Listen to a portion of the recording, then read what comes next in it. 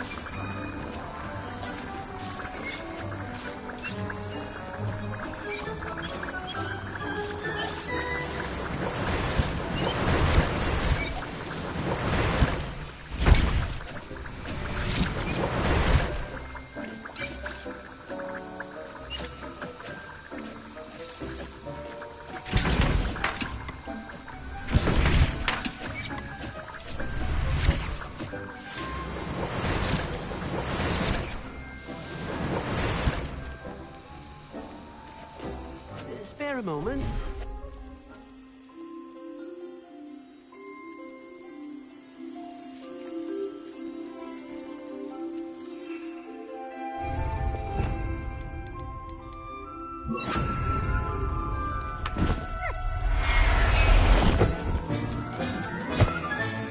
Professor Howin will never believe this.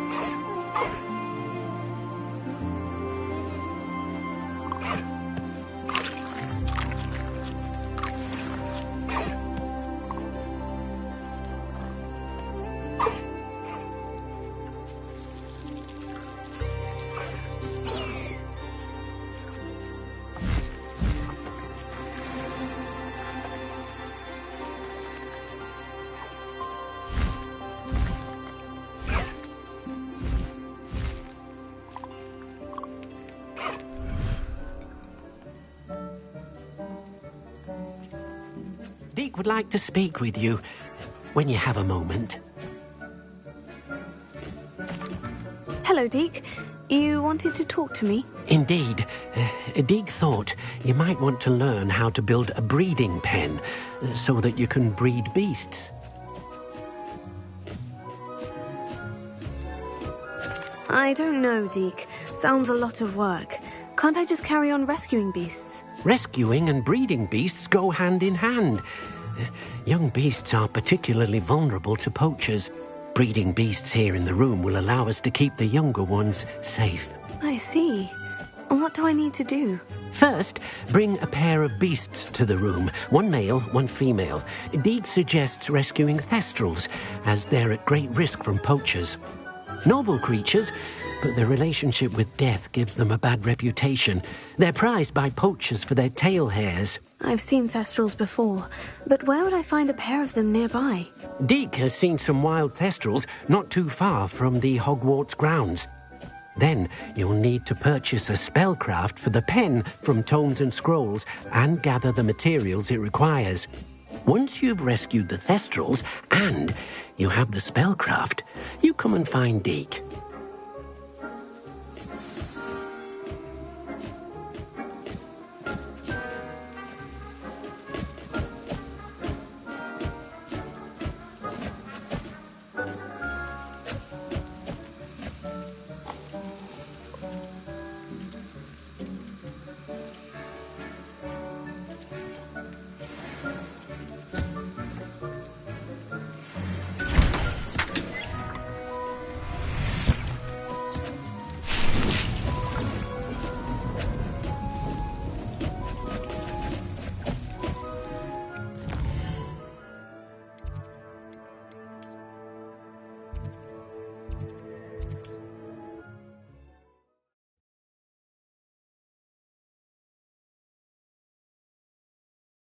Sometimes it seems all roads lead to Hogsmeade.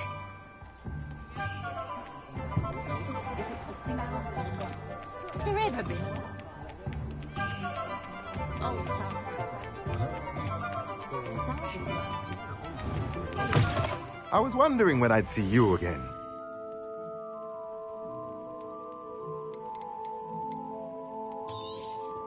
Now I can conjure a breeding pen in the room. Best get back to Deke with the thestrals.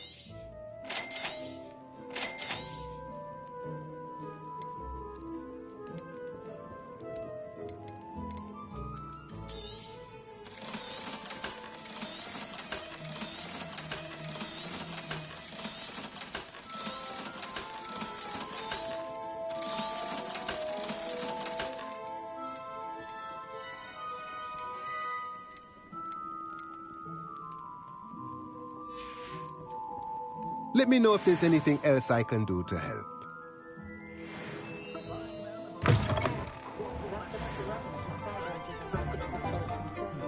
Anyone casting unforgivable curses should be tossed into...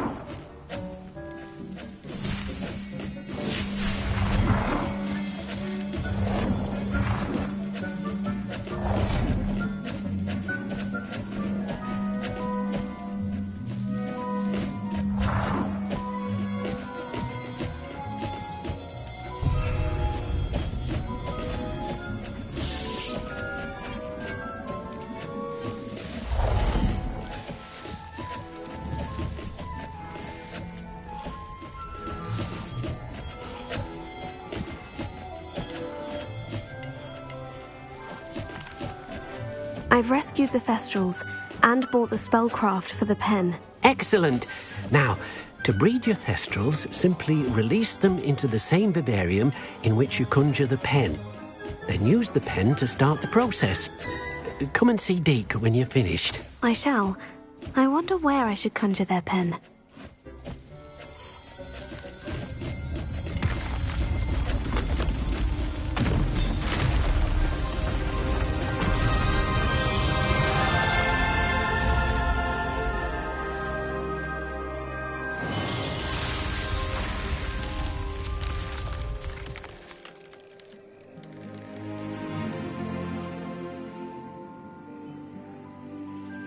Deke never grows tired of the room's surprises.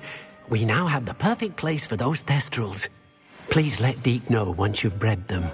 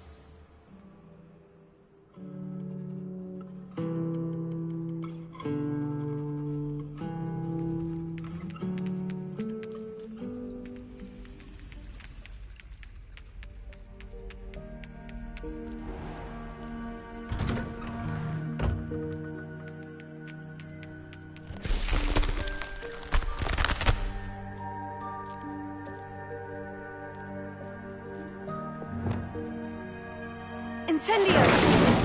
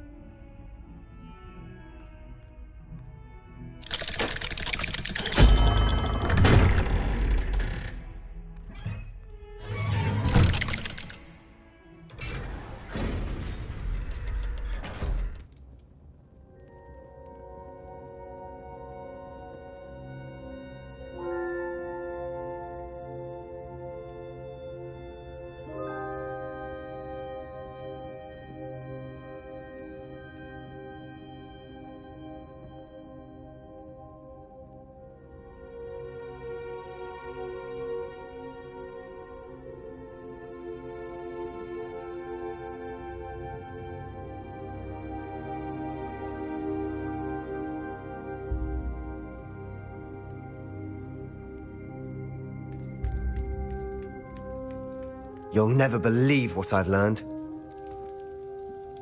What did you discover in the spellbook we found in the scriptorium? Salazar Slytherin's spellbook was a little difficult to interpret, but fascinating.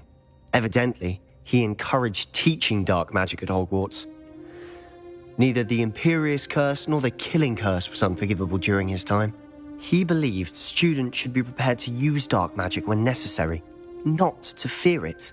That's why we had to use Crucio to gain access to the scriptorium. He didn't want his knowledge shared with anyone who was afraid of the power of dark magic.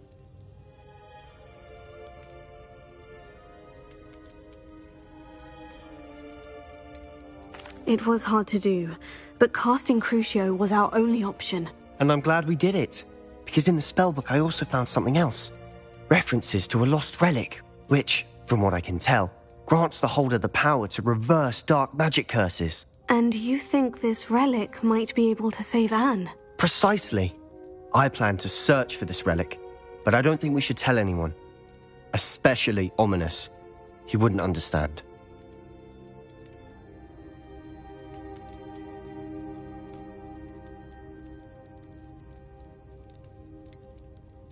We need to tell him. He's the reason we found the book, and he deserves to know what you've learned. You've seen how he frets about the dark arts. I promise I'll tell him when I found the relic. When I know more, I shall send an owl. And don't feel sorry for Ominous. Keeping this to ourselves for now is for his own good. I'll decide what's for my own good.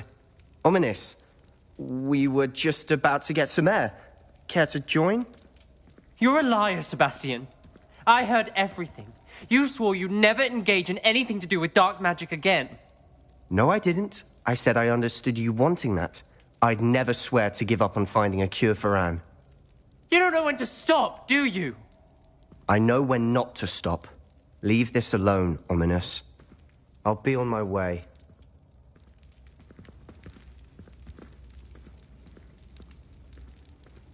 I am not letting this go.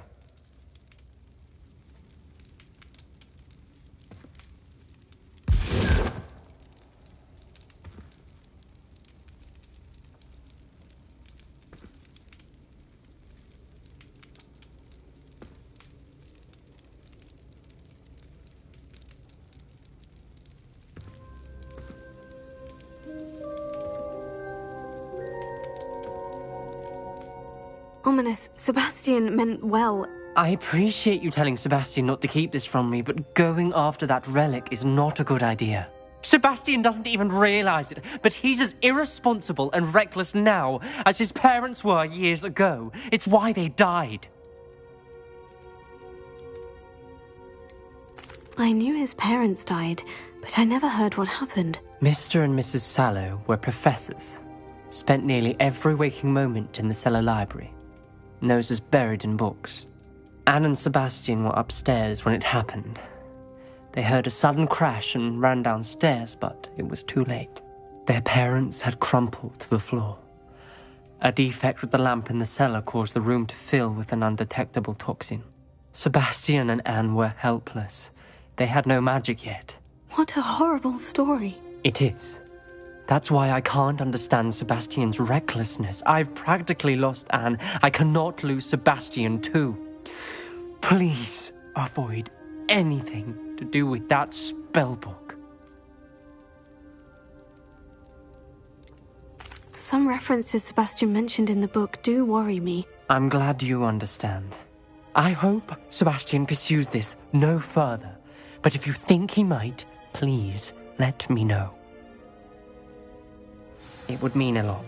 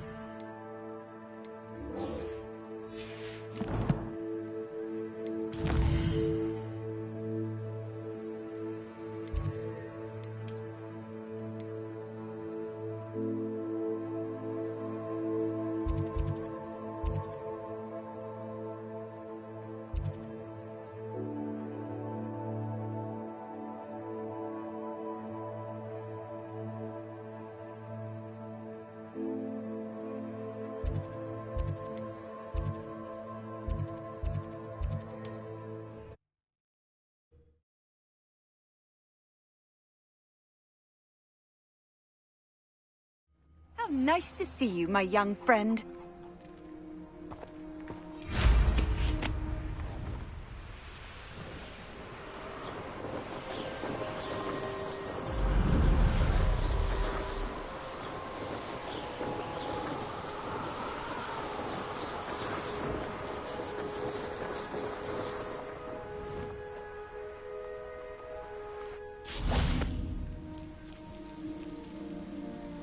Is Highwing all right? Natty told me what the two of you did. Highwing's fine. I'm keeping an eye on her. She's safe, Poppy, I promise. Good. Whatever the poachers are up to, I want Highwing far from it. You said you had news about the poachers, and that some of it had to do with me. It did. I overheard them talking in the Hogshead, and did you know that they have orders from Victor Rookwood to capture you on sight? Does this have anything to do with Rookwood and Harlow coming for you in the Three Broomsticks after the troll attack? It does, somewhat. But at the moment, I'm more concerned about what else you heard the poachers are up to. Fair enough. But I hope you'll let me know if I can be of help, especially after what you did for Highwing. Does the name Horntail Hall mean anything to you? I'm afraid not. Why? What is it? The poachers' best-kept secret, apparently. The name came up twice, but they never went into detail. I also overheard one of them bragging about all the gold they're making, at the expense of innocent creatures, undoubtedly. The poachers spoke of this area, and I thought if we searched around a bit, it might give us clues as to what they're doing. If you ever meet my gran, this trip never happened.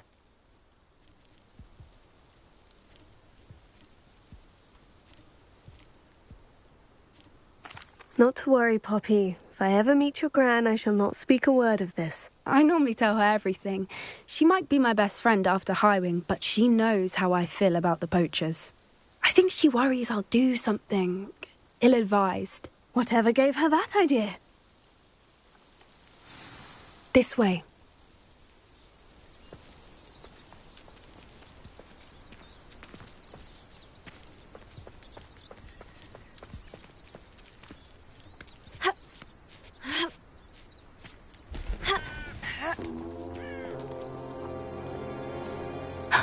A centaur. Tread carefully. An entire castle to roam, yet you choose to wander here. Please, we don't want any trouble. We're simply passing through. Do you take us for fools? That we do not notice more and more of your kind around here, in league with the poachers? We aren't involved with them. If anything, we want to see them stopped. I hope for your sake that is true. Our kind is swiftly losing patience with the poachers and those they work with.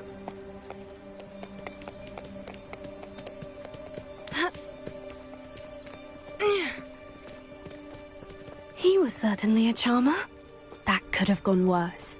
Centaurs aren't exactly fans of wizard kind, and the poachers aren't helping matters. But why would he think that we had anything to do with poachers? I did notice the poachers talking with a few villagers in Hogsmeade. I'm not sure why. Perhaps that's why the centaurs are suspicious.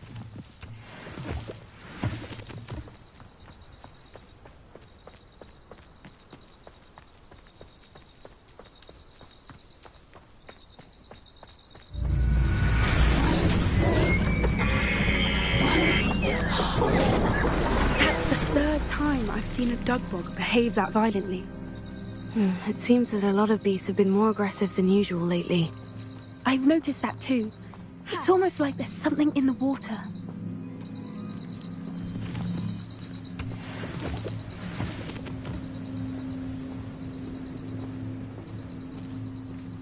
This is odd.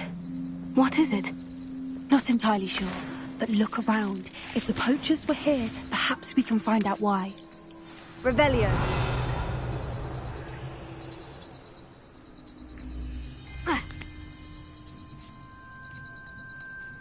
Why wouldn't they take their cages with them when they left?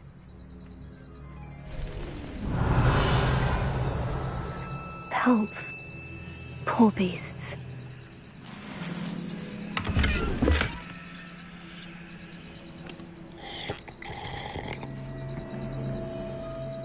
Still smoking. They can't have been gone long. Revelio. This is goblin metal. Seems out of place in a poacher camp. I should tell Poppy about it. Anything interesting? Poachers were here. All sorts of evidence. But I found something else. It's goblin-made. I found goblin armor. Let's keep searching, but carefully. Merlin only knows what's going on here. I don't have a good feeling about this. How do goblin and poacher interests align?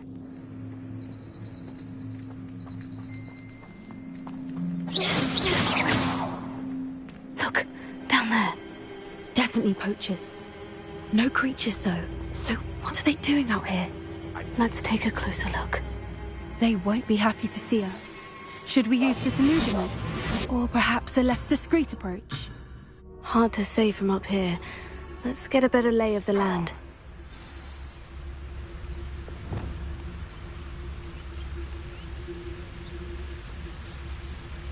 You can learn a lot from weather though, can't you? It's like... Perhaps I'll scout around Felcroft for something to poach.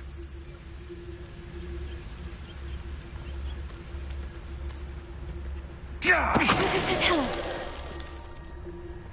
Betting on the dragon fights was the best decision I've made.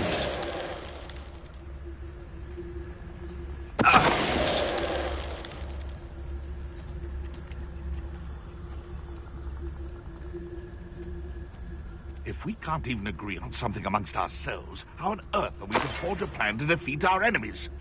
I put forth a fine approach of how we should proceed, and it's simply ludicrous that I'm being defied at every turn. Yeah, there's a troll you are!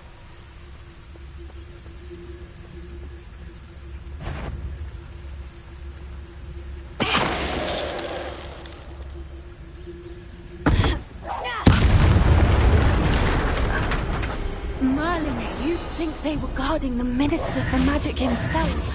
What is going on here? Only one way to find out. Revelio.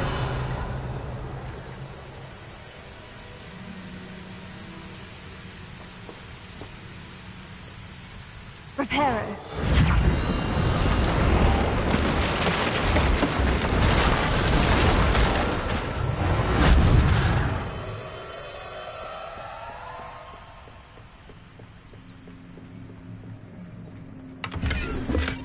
Revelio.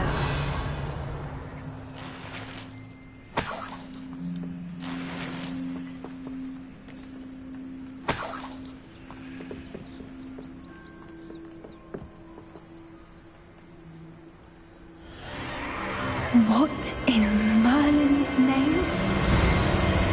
Are those dragons?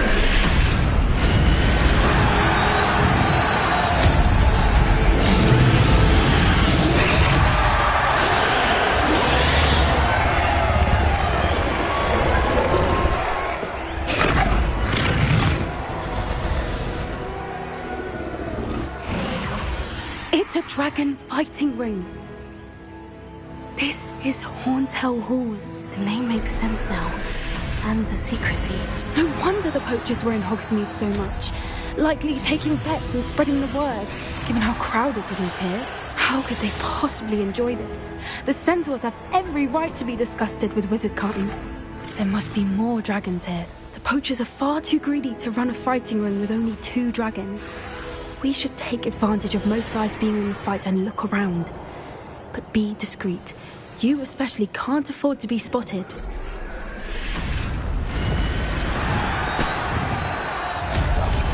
That's it.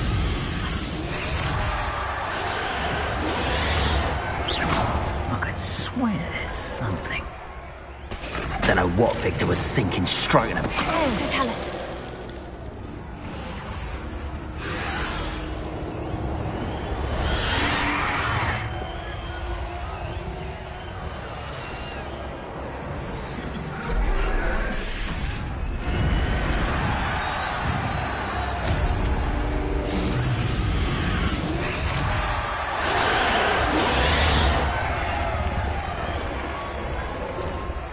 Have you heard from your family? Has either of your brothers come round to our way of thinking? Will they join us? Nah, they say we go too far. The violence isn't going to get us what we want. I say, if every last wizard is run through with a blade, then violence is going to get me precisely what I want. Sickens me to work alongside any of them. Don't know how Ramrock's stomach's being near Rookwood. Foul beast. Not much longer now. Soon our necks will be out from under wizarding boots. Wizard kind will... What was that? Some not quiet enough. Confringo! Bombardo!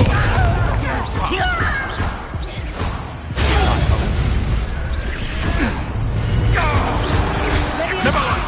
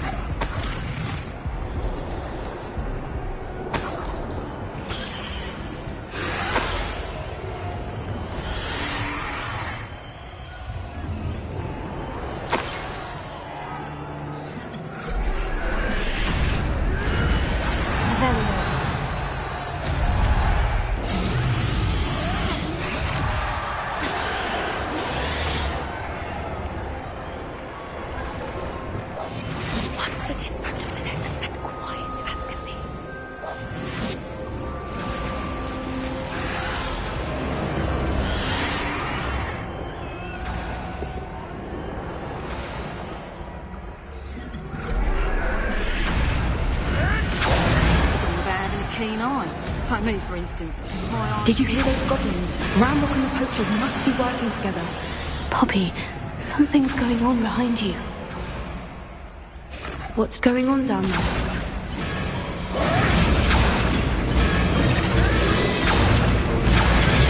They must have only just captured her. She's putting up quite the fight. Not a fair one, though. Not with her chained up like that. Let's even her, shall we?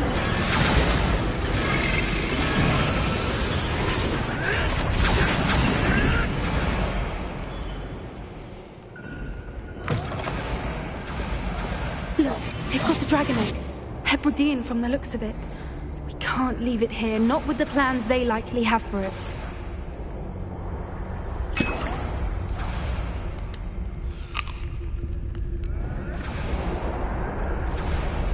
Hello, Amora.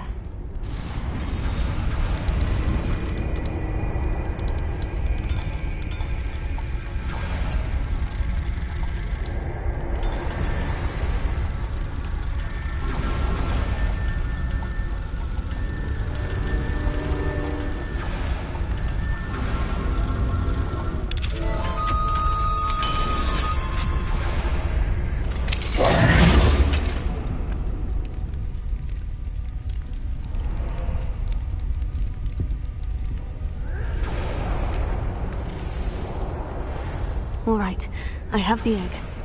Ready. The element of surprise will only buy us a few seconds. Let's make them count.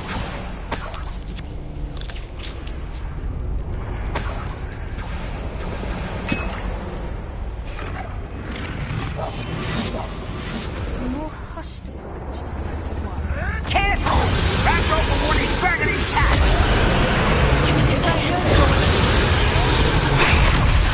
I don't think you'll get it out of here! I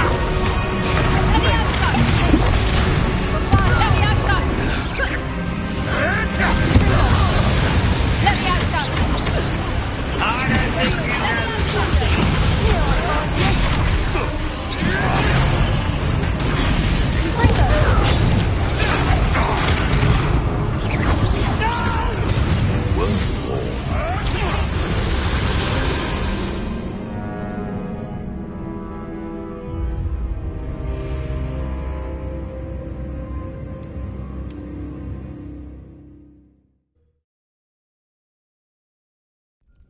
All right, I have the egg.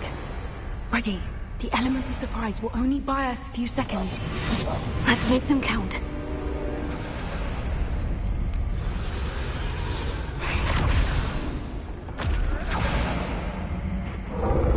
Careful! Ramrock will want his dragon intact! Someone... Don't think you'll get it out of here! I won't rest!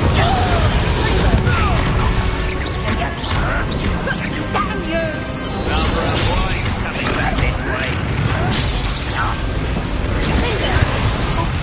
Steady on! There. Let me outside. Hold still!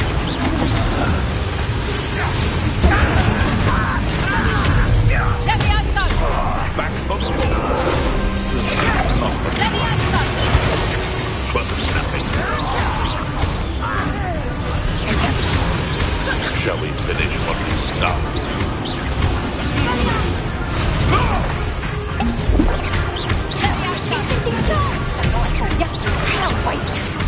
Let me outside! Could this one like teaching herbology these days? Let me outside!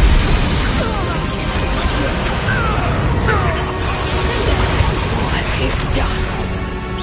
Let me outside! Let me outside! Press the momentum.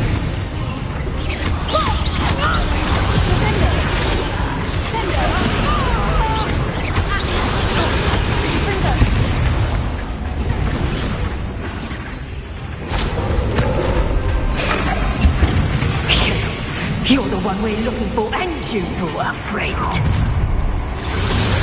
Let's play Sender. How nice of you, sir.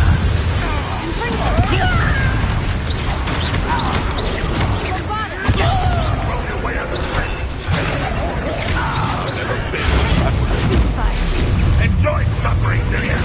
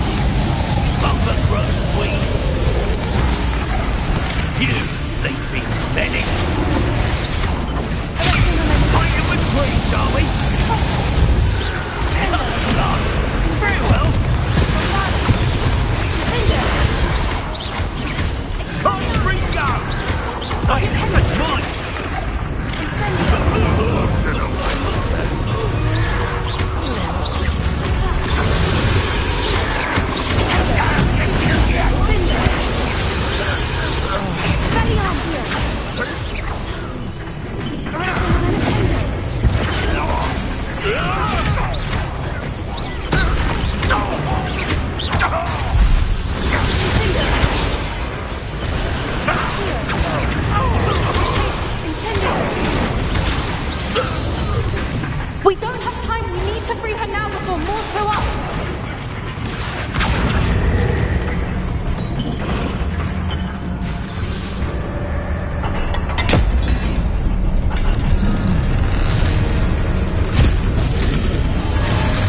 This may have been a bad idea. I suppose we'll find out.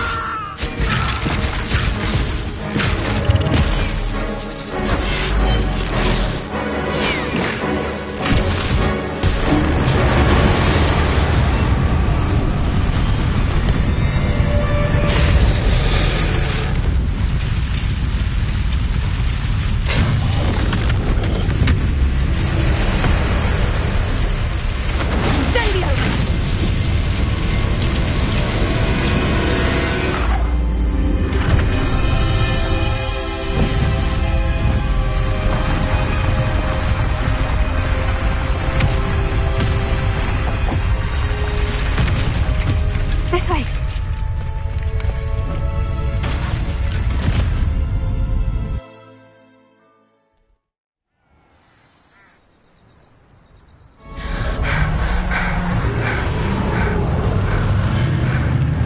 That was a Hebridean black. I'm guessing the egg we have belongs to that dragon. I don't think she knew they had her egg. She wouldn't have left without it. What now? She didn't exactly leave us a calling card. I don't know. Nothing about this day was expected. Not the goblins, and definitely not the fighting ring. The last thing I planned on was a dragon egg. And the poachers saw us, which cannot be good.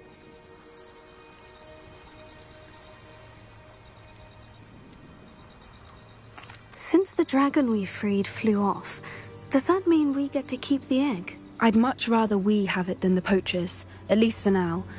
But I don't think we should keep it indefinitely. It'll be hard hiding something like this from Professor Weasley for long.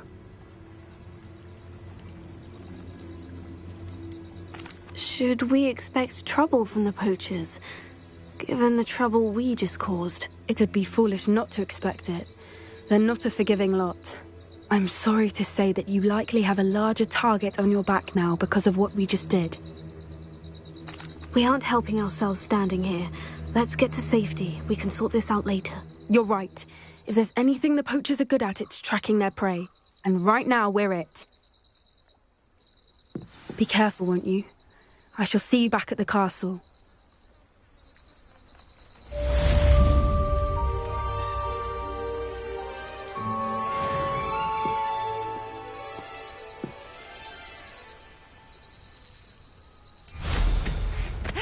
You've got...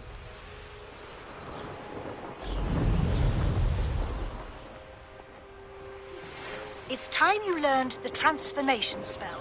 After you've completed the required tasks, which I'm certain will prove useful in finishing your field guide, attend my class to learn the new spell. Afterwards, we will discuss your progress thus far in the term.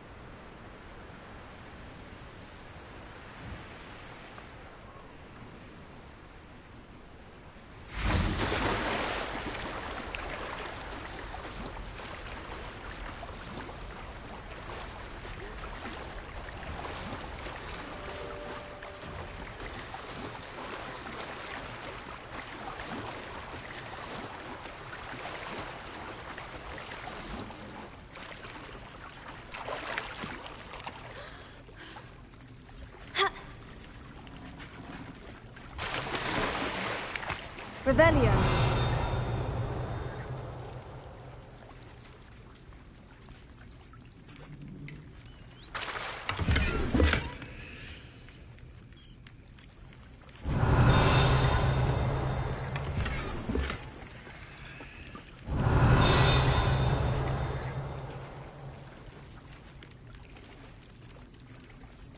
So this is the underground harbor.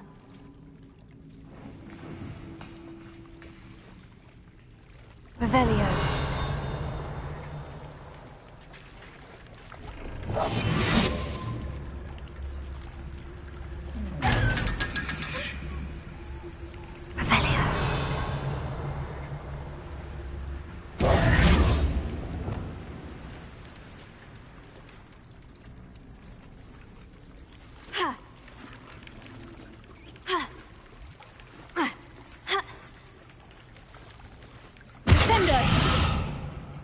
Revelio.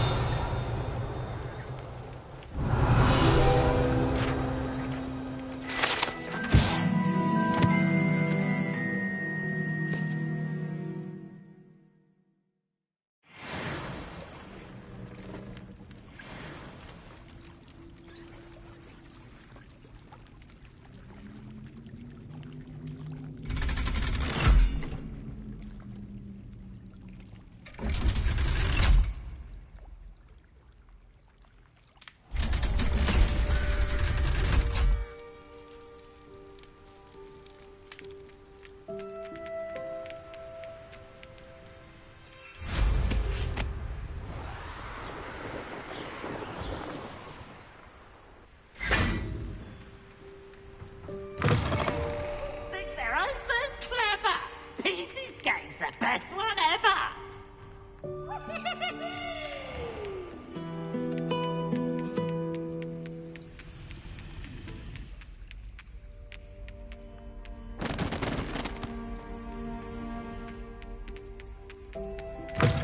That book Professor Weasley asked me to find should be around here somewhere.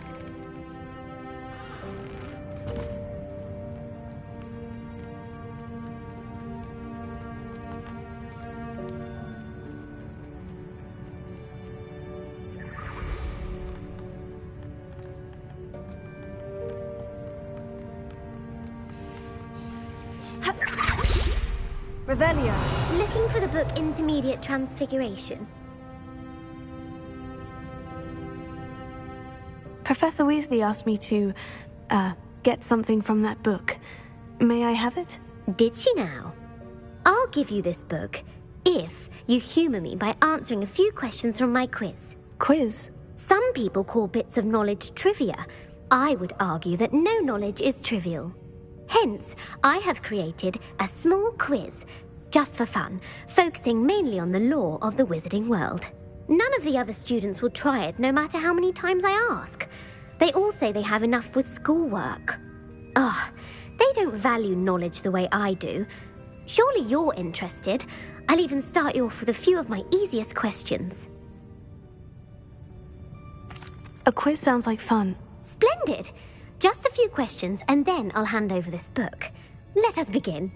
Before the invention of the golden snitch, which magical creature was used in a game of Quidditch?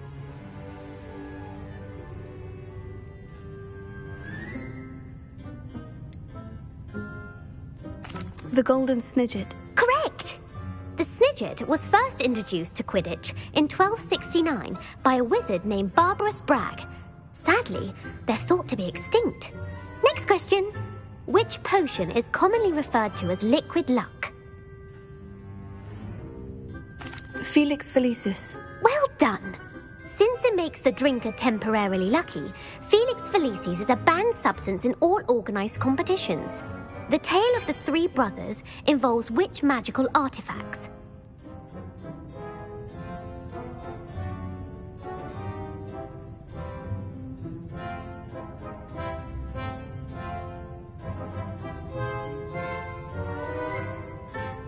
The Founder's Relics. No, the answer was the Deathly Hallows. According to Beadle the Bard, the Deathly Hallows consists of the Elder Wand, the Resurrection Stone, and the Cloak of Invisibility. Which ball in Quidditch is the largest?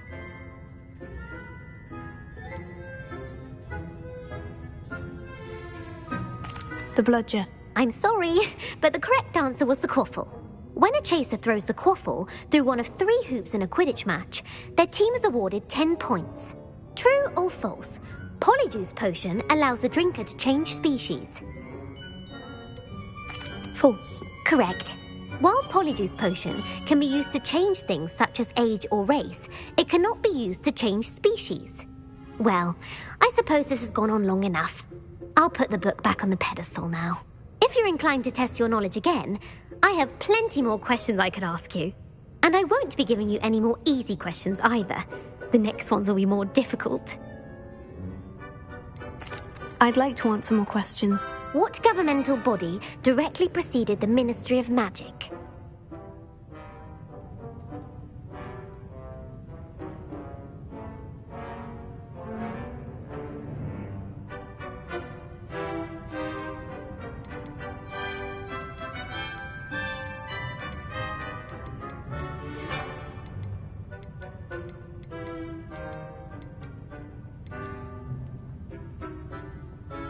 The International Confederation of Wizards. No, that's incorrect. The answer was the Wizards' Council. The Wizards' Council disbanded in 1707 after the creation of the International Statute of Wizarding Secrecy, which required a more structured government to support its enforcement. Which dragon breed is the smallest?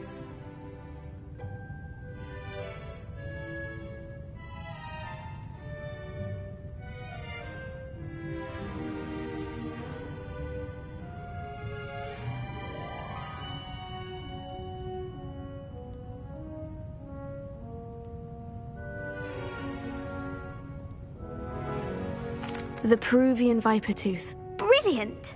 Though the viper tooth is the smallest breed, averaging at around 15 feet in length, it is also the fastest breed and feared for its venomous fangs. Who founded the village of Hogsmeade?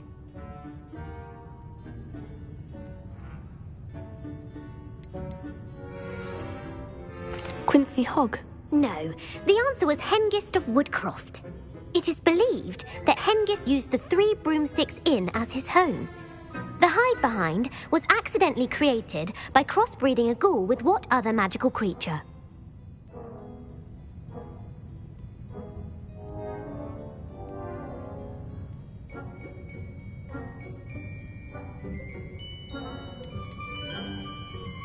A demiguise. Yes! While the hide behind has the power of invisibility, those who have seen it have described it as a tall, thin monkey with silver hair. What is the only spell known to repel a lethifold?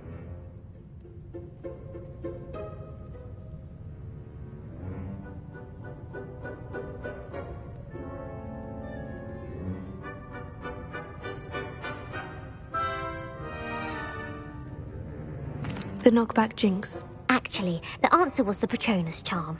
The only known survivor of a lethifold attack was a wizard named Flavius Belby, who was on holiday in Papua New Guinea at the time. Who published the law of elemental transfiguration?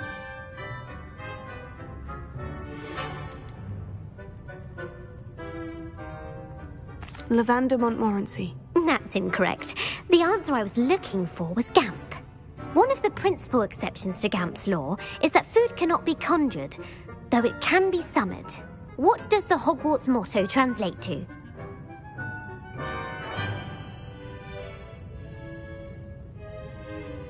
Knowledge is the real magic. No, the answer was, never tickle a sleeping dragon. In Latin, the Hogwarts motto is Draco Dormiens Nunquam Titilandus. Which magical creature is the only one known to produce eggs through its mouth?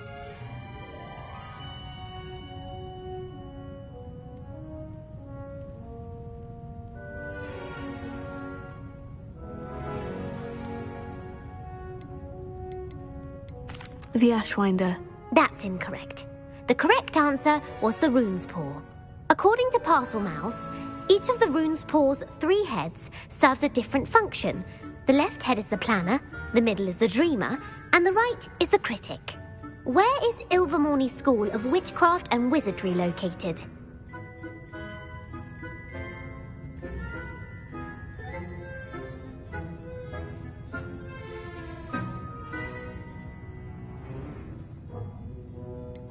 The Pyrenees. No, Ilvermorny is actually located on Mount Greylock. The American school was founded in the 17th century by Iseult Sayre and James Stewart.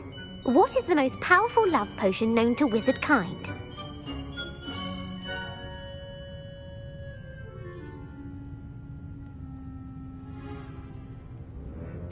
Elixir to induce euphoria. Incorrect. The answer was Amotentia.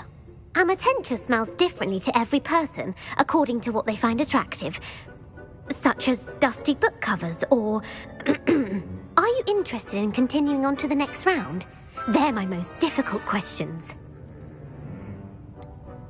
Give me your worst. Wonderful. I do admire your thirst for knowledge. Emmerich the Evil was killed in a duel against whom?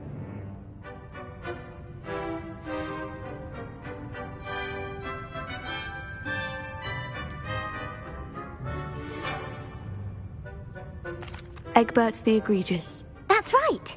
Emmerich gained notoriety for terrorizing villages in the south of England during the Middle Ages, when he was the master of the Elder Wand. If a chaser keeps their hand on the quaffle as it goes through the goal, what foul are they committing?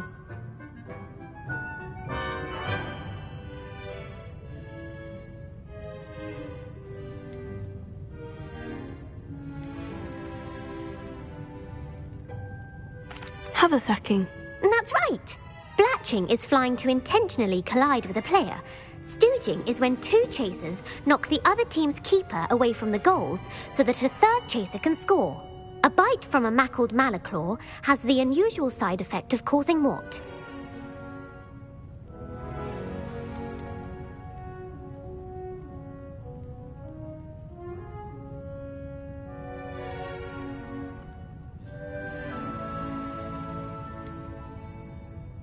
Bad luck. Correct! Native to the European coastline, the effects of a malaclaw's bite can last up to a week. What plant excretes stink sap?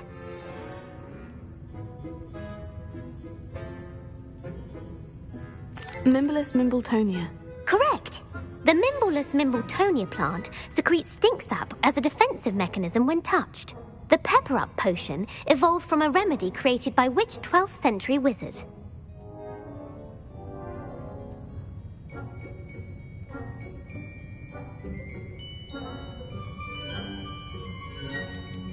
Linfred of Stinchcombe. Very good. Centuries later, Glover Hipworth would expand on Linfred's previous work to create the pepper-up potion we know today.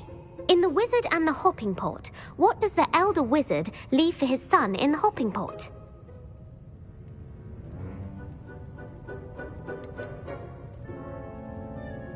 A smaller pot. Incorrect. The answer was a single slipper. The story was created by Beadle the Bard, but there are a few versions. I won't spoil what the slipper was for if you haven't read it recently. The Snallygaster is native to which region of the world?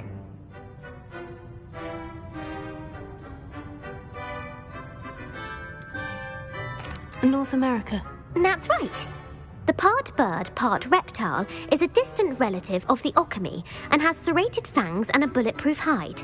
Who is the Muggle knight featured in the Fountain of Fair Fortune? Sir Lancelot. No, the answer was Sir Luckless. The three witches in the story are named Asher, Altheda, and Amata. Oh, I adore a story that ends with a twist. The world's largest kelpie is also known by what other name?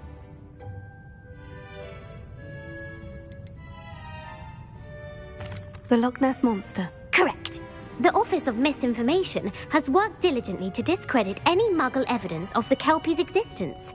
Who was the first Minister for Magic?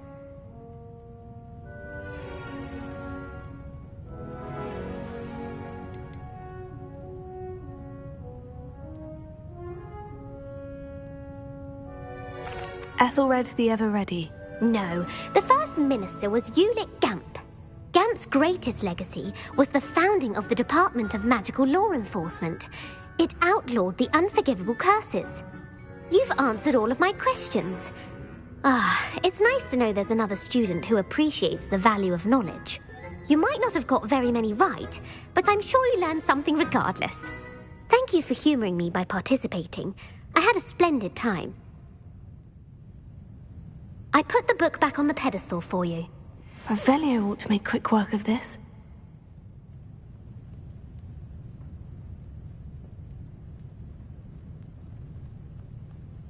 Revelio.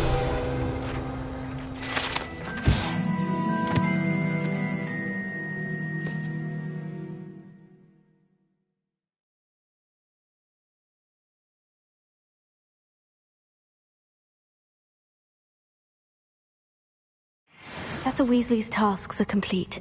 I should attend Transfiguration. My mother would like to speak with me. I believe she has learned about some of what we've been up to. I am hoping she may be easier on me if you are there. Can we meet at the Three Broomsticks? It may finally be safe since we rescued the dragon from Horntail Hall.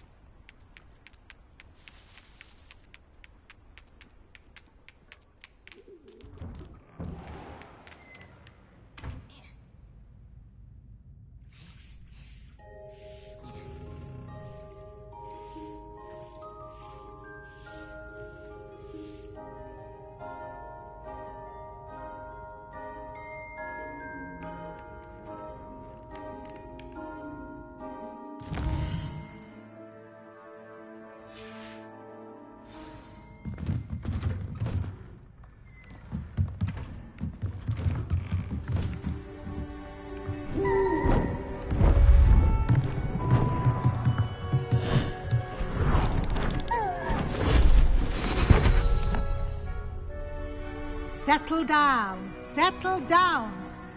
Transfiguration, as you may be weary of hearing me say, is an exact science that can take a lifetime to master. But we needn't be daunted. Almost anything can be transformed if you can just perceive the potential within it. As I see in all of you, tremendous witches and wizards, every one of you. Or it could just be my eyesight. Now, you all know what to do.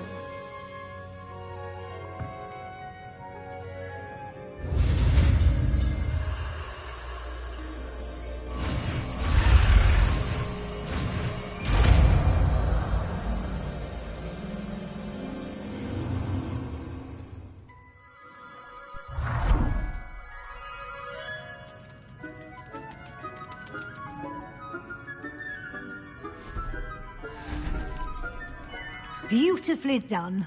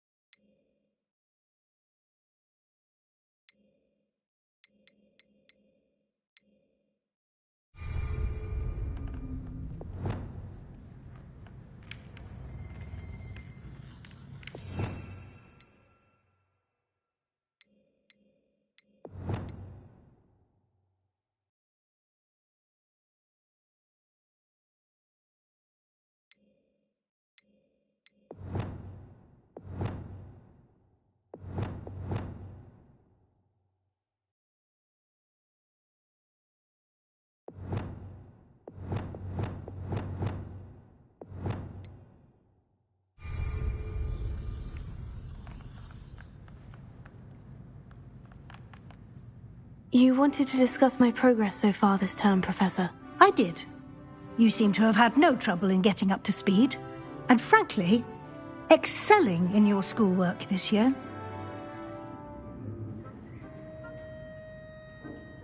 Thank you, Professor. The extra assignments have been helpful. As I suspected they would be. Now, it seems you've been making good use of the opportunities presented by your field guide. Of course, the guide isn't the only measure of success. I've heard that you were able to grow a venomous tentacula. Growing such a magical plant is an accomplishment of which you can be quite proud. Thank you, Professor. I will say I'm especially impressed with all you've accomplished in light of the rumors of your extracurricular activities. Was your visit to an ex-aura in Upper Hogsfield connected in any way to Professor Fig? I can't begin to imagine what that was about.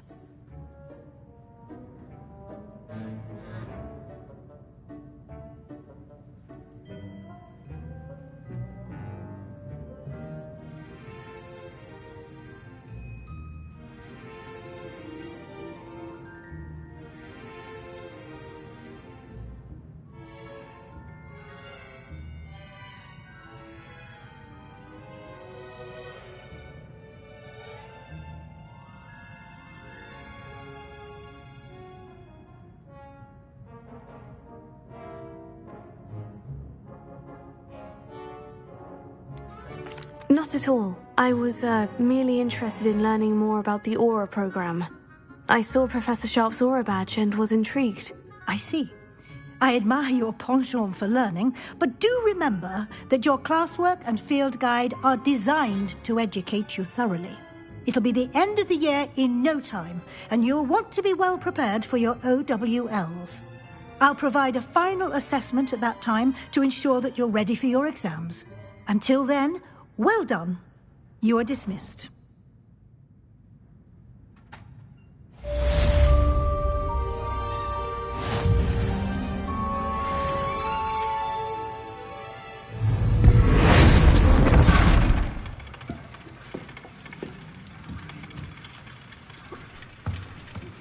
Since our visit to Belcave, something dawned on me about the triptych. Meet me at the Overlook, just north of the Forbidden Forest, and I'll explain. My plan with the helmet failed, but I have another idea. I think we may be able to find what we need at a goblin mine south of Hogwarts. Meet me there, and bring someone who speaks gobbledygook.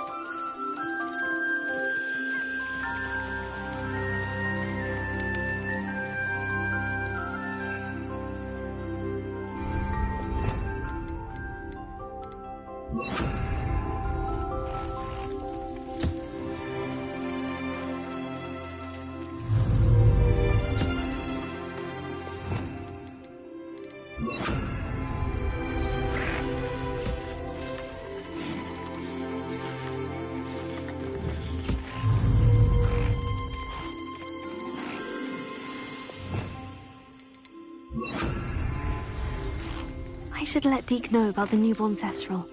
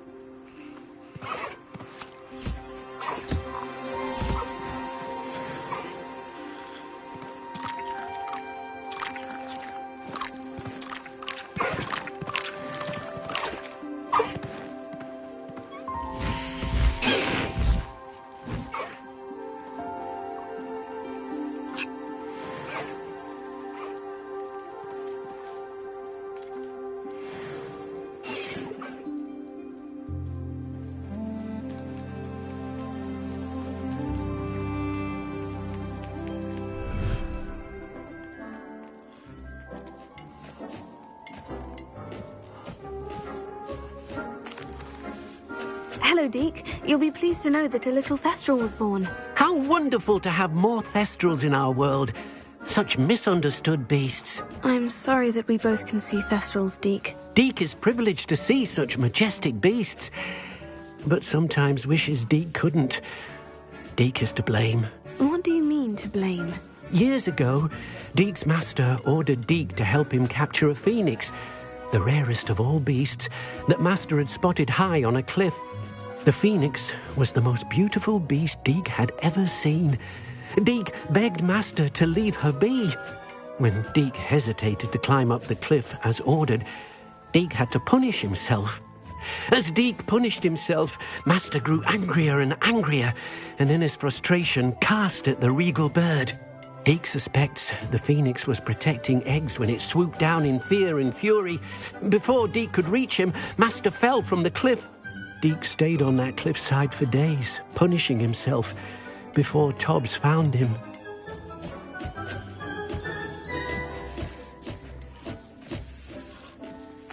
It sounds to me as if your master got what he deserved. Deke never wanted anyone to get hurt. Not the phoenix, not Tobbs, and not even master. Deke often wonders what became of that phoenix. Deke feels fortunate to be at Hogwarts now, helping you rescue beasts. Perhaps Deke can make amends for what came before.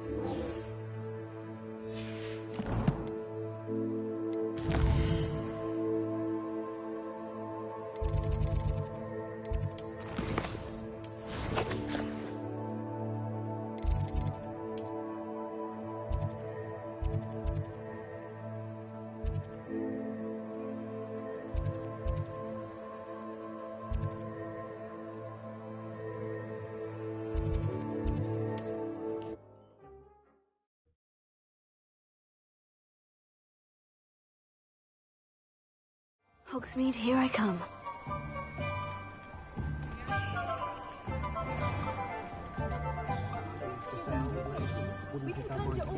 Over here.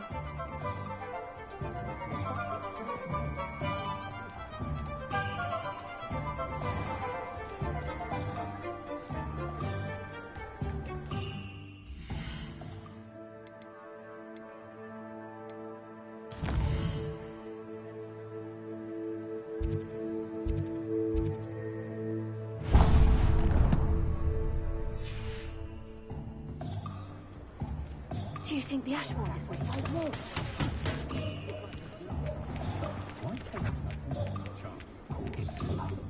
I'll fix him.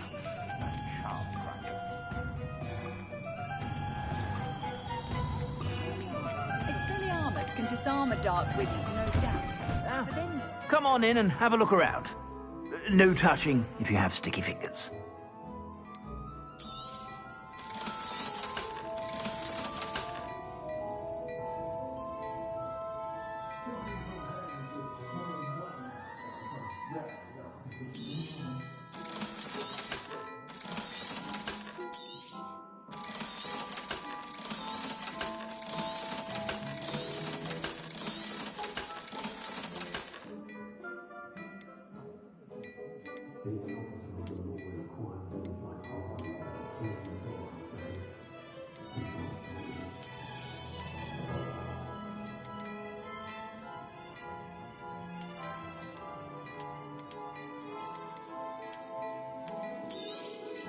You won't be disappointed. That's a Gladrag's promise.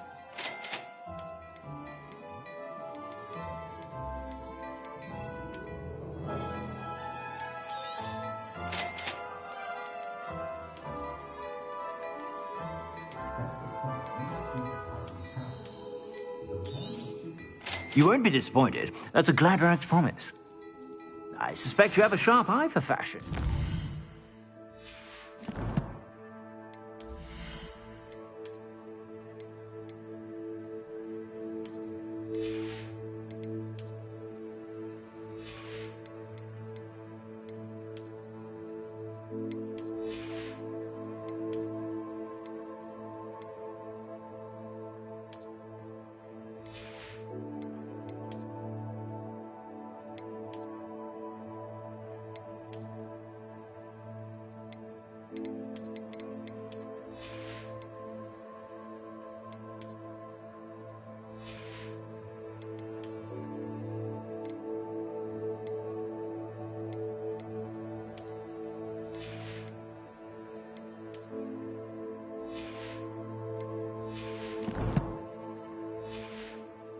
Sure to stop by whenever.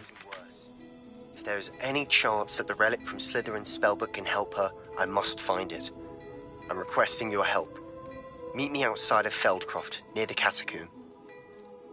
Plenty for your perusal today. Take your time.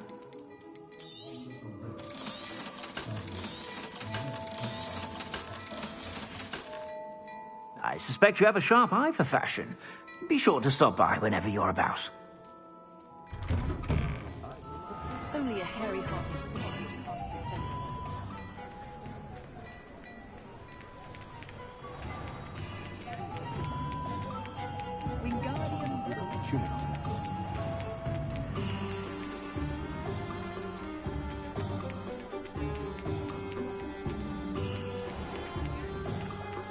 He'll see it was a mistake parting ways with me. Sir, is everything all right? How kind of you to ask. The name's Ackley Barnes. And no, it is not. I'm plotting a sort of revenge against my ex-business partner, a conniving fiend by the name of Alfred Lawley. He cut me out of our herbology supply business just as we were getting started. Said I was too volatile to work with. I'll show him volatile. That must have been frustrating for you. Yes, it was. Terribly. I'm simply passionate about my work. Supercilious fool. He's passionate about things too, as I intend to remind him by relieving him of his prized possession. A venomous tentacula he's grown from a seedling that was to be the keystone of our business venture. I can't get anywhere near it with Ruth Singer watching me like an augury. Lawley's doing, no doubt. But no one would suspect a student. How would you feel about committing some grand plant larceny?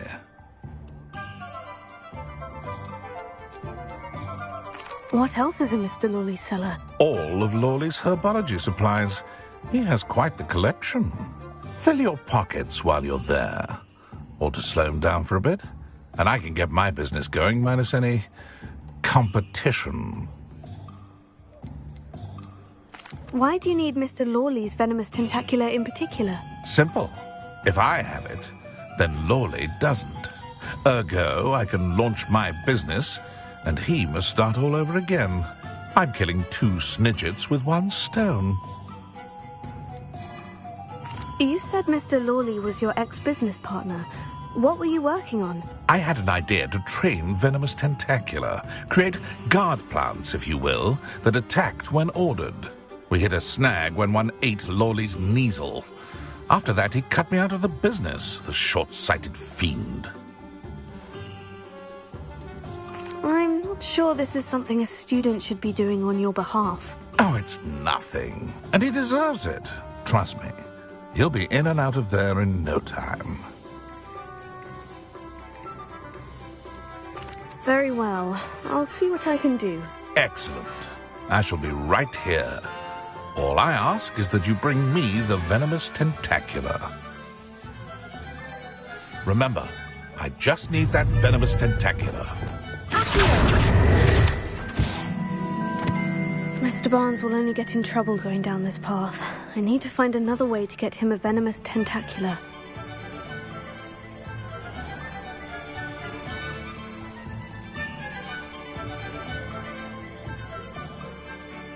Hello, Mr. Barnes. I have that venomous tentacula. Wish I could see Lawley's face when he realizes his prized possession is gone. We'll see who's volatile now. Well done. I'll take it off your hands now. It wasn't as easy to come by as I had expected. I'd like to be paid for my troubles. Only fair, I suppose. I can respect your business acumen. Here's a little something for your next trip to Zonko's. Thank you again for your help. I suspect you have a bright future.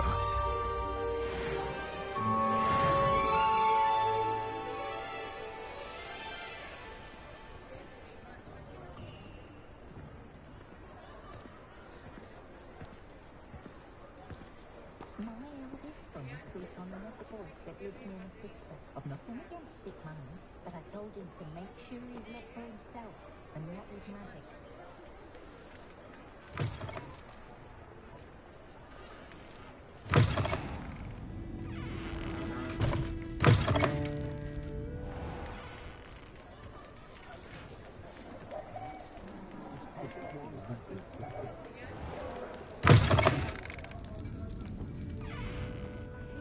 Creature get put down like that. Oh, I do hope Mary and her neighbours aren't... Excuse me, sir. Are you all right? Just barely. But I don't want to trouble a student with my woes. I am indeed a student, but I could very well be able to help you. I'm not so sure. Name's Crispin Dunn, by the way. I trade in the surrounding hamlets. Do the most business in Arranshire. A lovely little hamlet. Just stunning gardens. Just the other day, the Daily Prophet ran an article on its scenic hedgerows. Actually, before I go on, I should ask, are you afraid of spiders? You wouldn't know it by how many I've killed lately, but honestly, I'm terrified of spiders. Lucky you. Sounds as though you've been able to overcome your fears to a degree. You may not like what I have to say next. The hamlet's overrun with the vile things, and they're acting abnormally aggressively. I'm concerned about my customers, of course, but it appears that most of the hamlet's residents fled to safety. It's my friend Mary I worry about. I haven't heard from her, and I fear she's trapped in her cottage. Understandable. But why don't you check on her yourself? I would, but I have a crippling fear of the eight-legged beasts, which I, unlike you, seem incapable of conquering. I don't know what to do. Can you think of anyone who can help Mary? Why didn't you ask the ministry for help? I did. Reached out to anyone who would listen.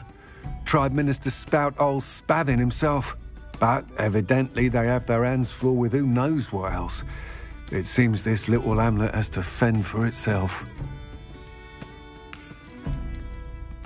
Why is it you can't conquer your fear of spiders? When I was a small child, I was being tormented and chased by a group of local bullies and slid into the hollow of a tree to hide. Within moments, spiders were crawling over every inch of my body. Seemed I'd stumbled on a nest. I couldn't move, paralysed by fear of the spiders and an equally profound fear of the wizards I knew were just outside the tree. I was there for what seemed hours. I can feel their legs on me now just talking about it. Ugh.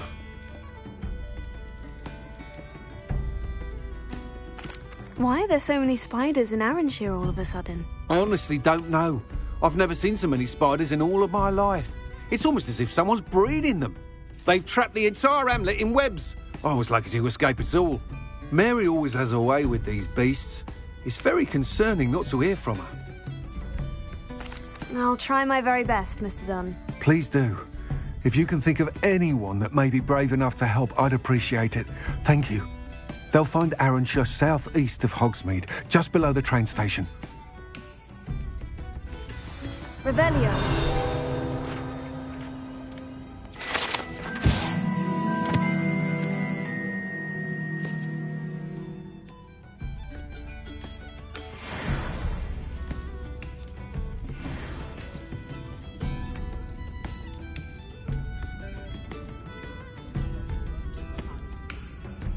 This is a change of pace from our last outing. Don't remind me. The thought of that tent still makes my blood boil. I've been thinking about those poor dragons in the fighting ring. The collars they were wearing, they appeared to be goblin silver. I think a collar is precisely what we found at that poacher camp. I've never known poachers to use anything like that before. The dragon that attacked my carriage was wearing a collar, and Professor Fig was genuinely baffled by its behaviour. That attack always did strike me as a little strange, seemingly coming out of nowhere.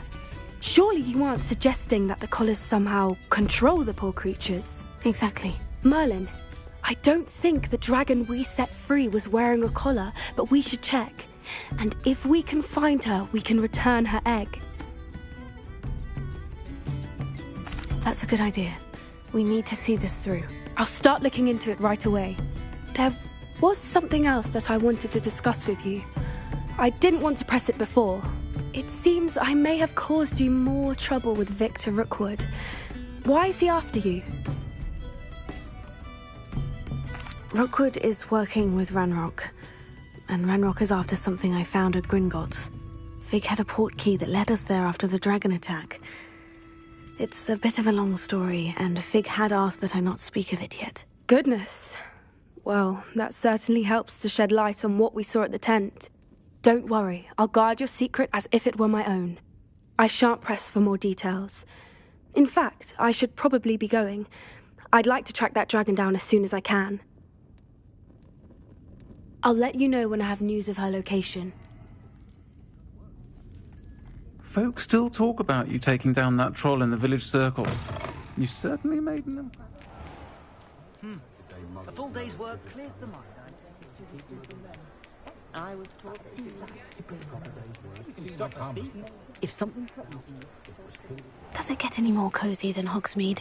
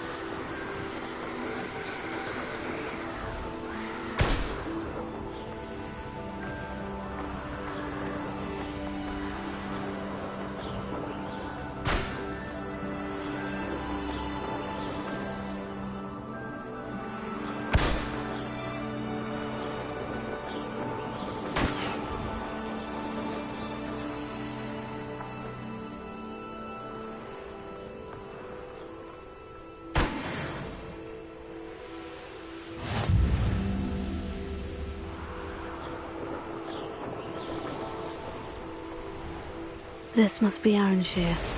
I'd best keep an eye out for spiders. Incendio!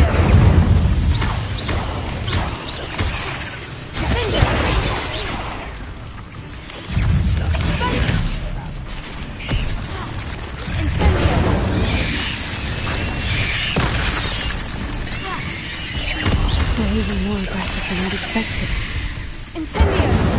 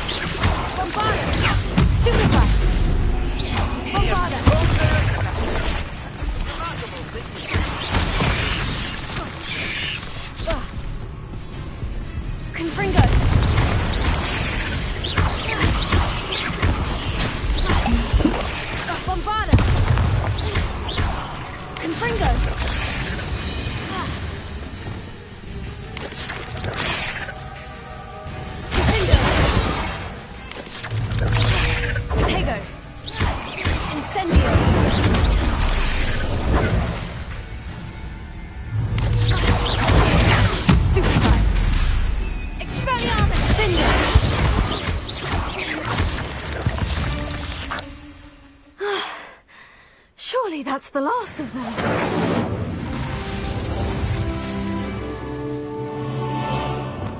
Reparo.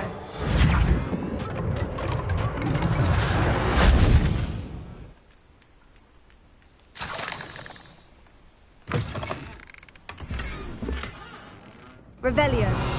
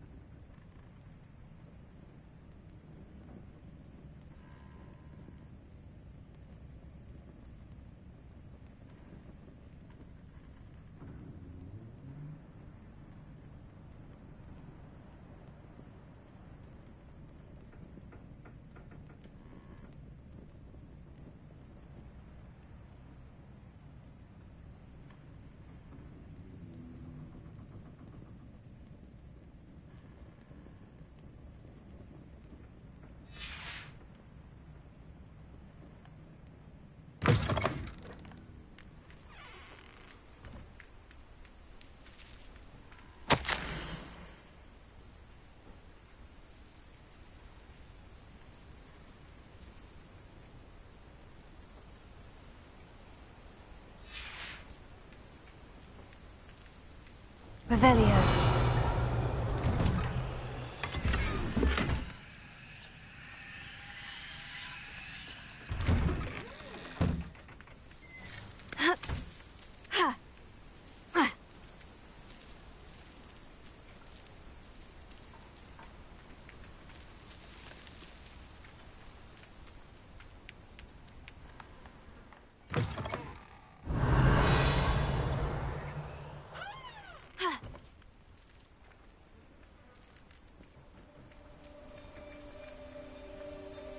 Reparo.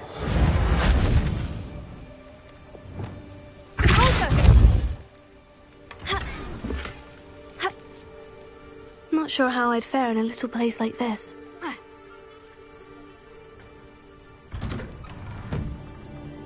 Oh no, this must be Mary. Poor woman. Revelio.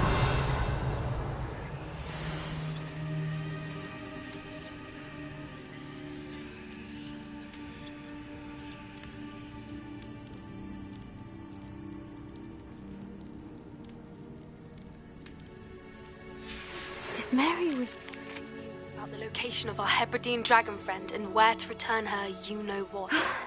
I'll need to destroy every last spider in that cellar if this is to end.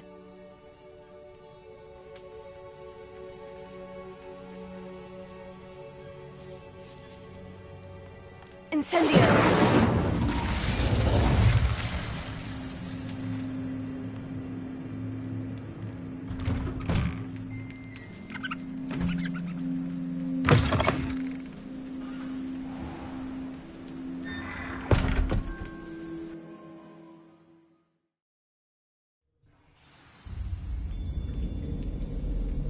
This is where Mary bred the spiders. They're not here now.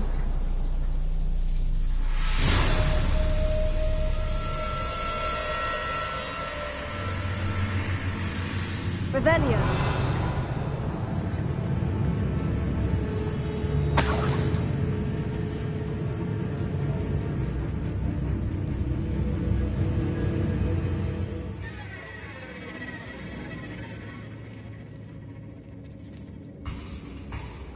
Well, this isn't a good sign. These spiders have gone somewhere. Incendio!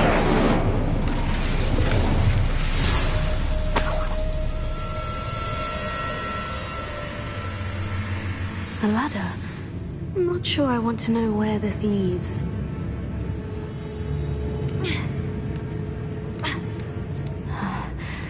Best be ready for whatever I may find down there.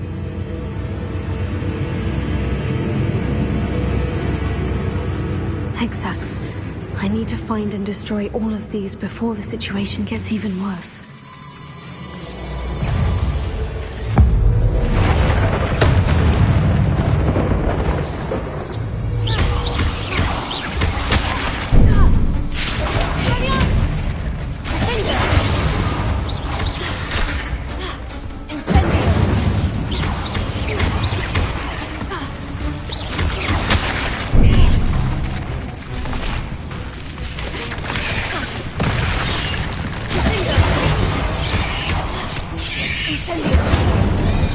That's one insecticide.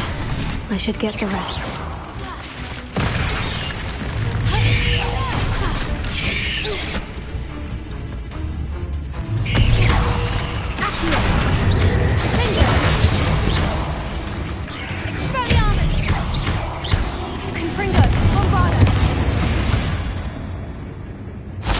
There's a victory that came none too soon.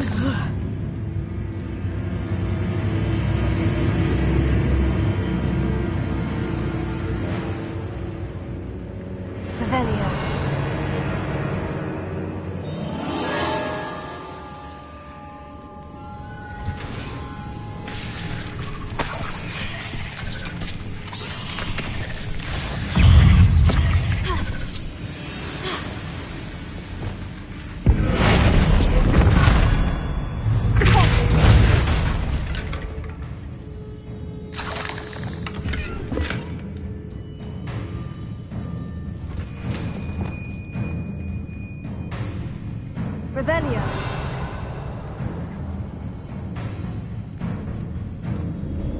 Confringo.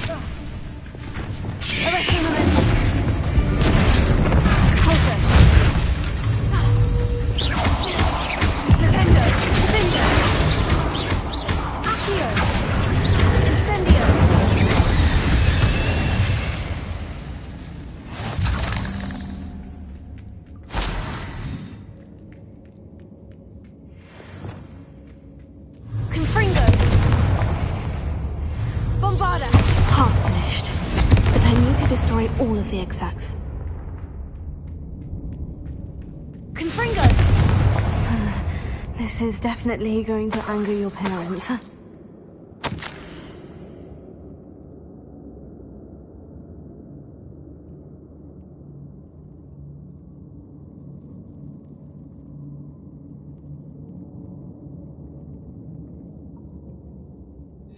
I suppose I know what happened to Mary Portman now. She was breeding the spiders.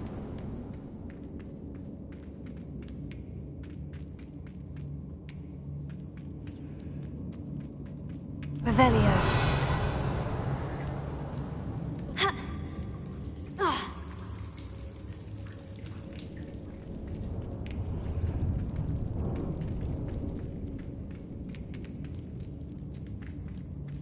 Confringo! I hate to think that they see me, but I don't see them.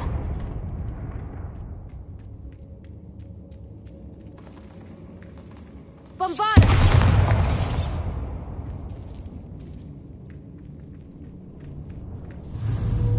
Confringo!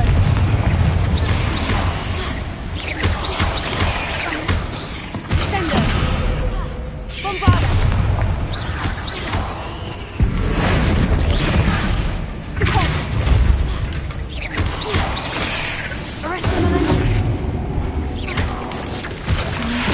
Zeds must be destroyed.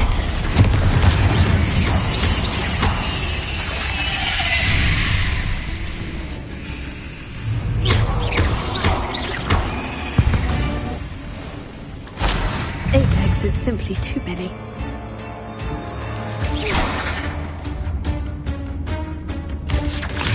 Tego! Confringo! Bombarda!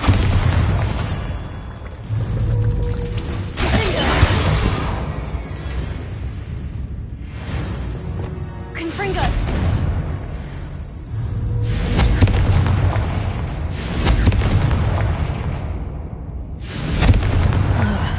That's the last of the spider sacks. Revelio.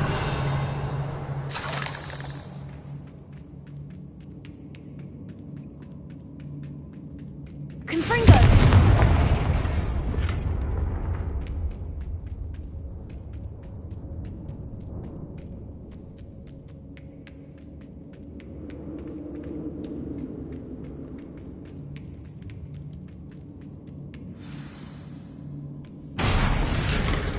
I hope that's the last spider.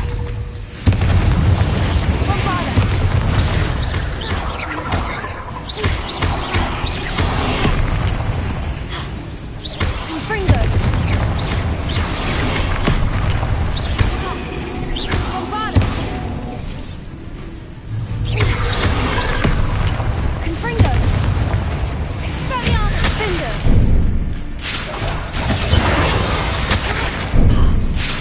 Incendio!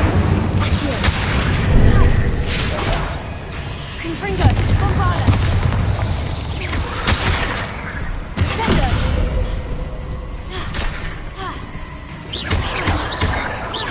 Confringo! Confringo! Expelliarmus!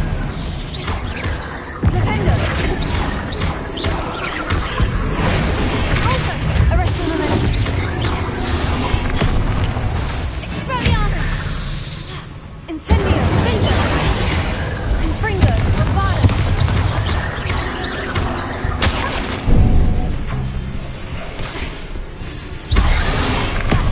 Confringo! Cinder! Expelliarmus! Incendio! Bombarda! Confringo!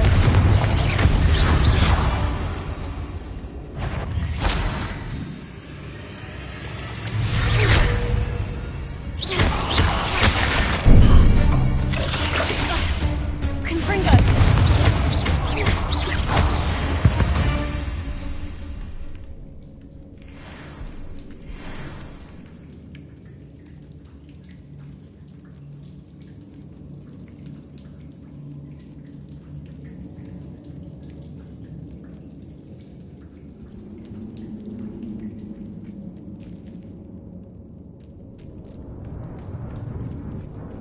Revelio.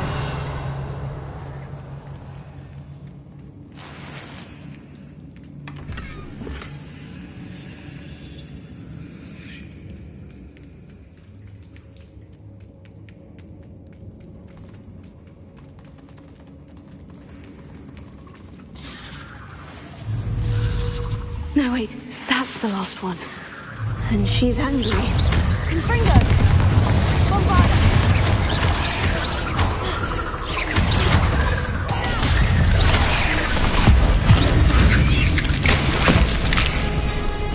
Incendio! I'll be having nightmares for the rest of my life after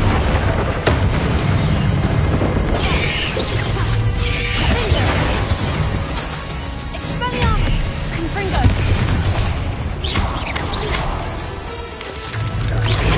Stupefy!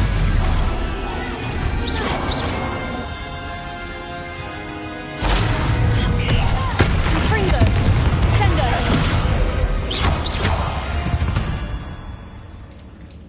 Not my fault you're a deadly great spider.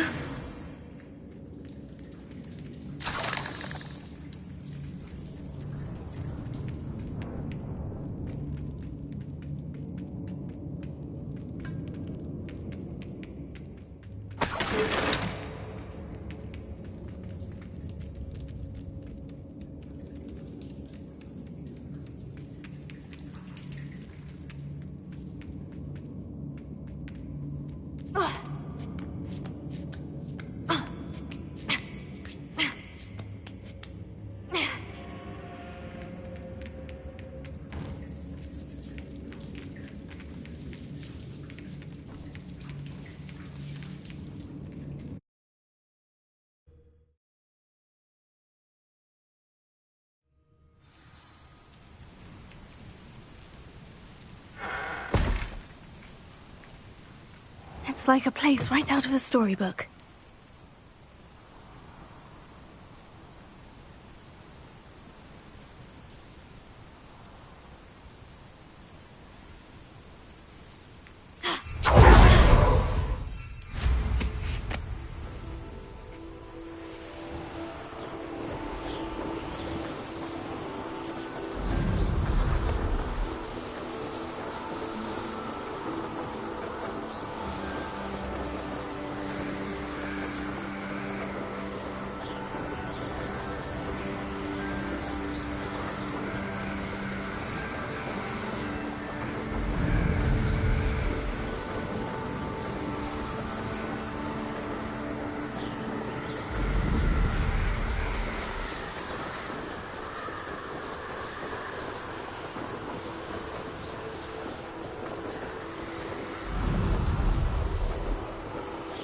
Sometimes it seems all roads lead to Hogsmeade.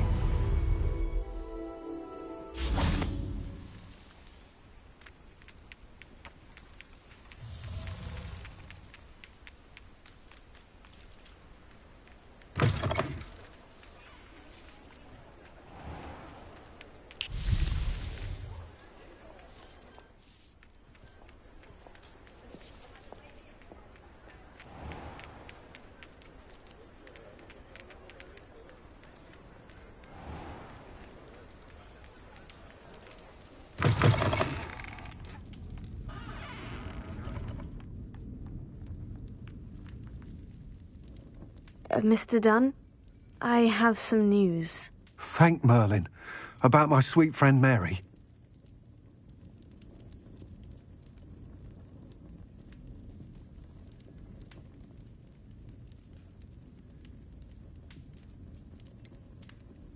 It seems poor Mary was breeding spiders in her home for profit and vastly underestimated their propensity to multiply. Oh, Mary, what untoward scheme were you involved in? If she needed financial assistance, she could have just come to me. She didn't deserve this. Few do. I am sorry about your friend, but you'll be relieved to know that I cleared out the spiders. It's safe to return now. You? You cleared out the spiders? I can't believe it, but I'm certainly relieved. I imagine the first order of business will be to help the amulet rebuild. I suppose I have nothing to fear from dead spiders.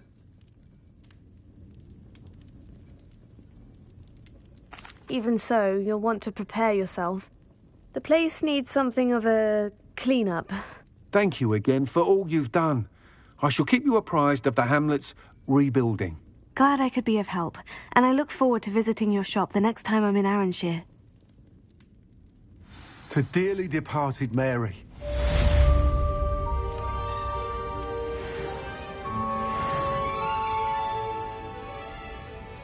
Alfred Lawley's none too pleased. Seems he's been burgled. Pretend I never heard the rumours of your involvement.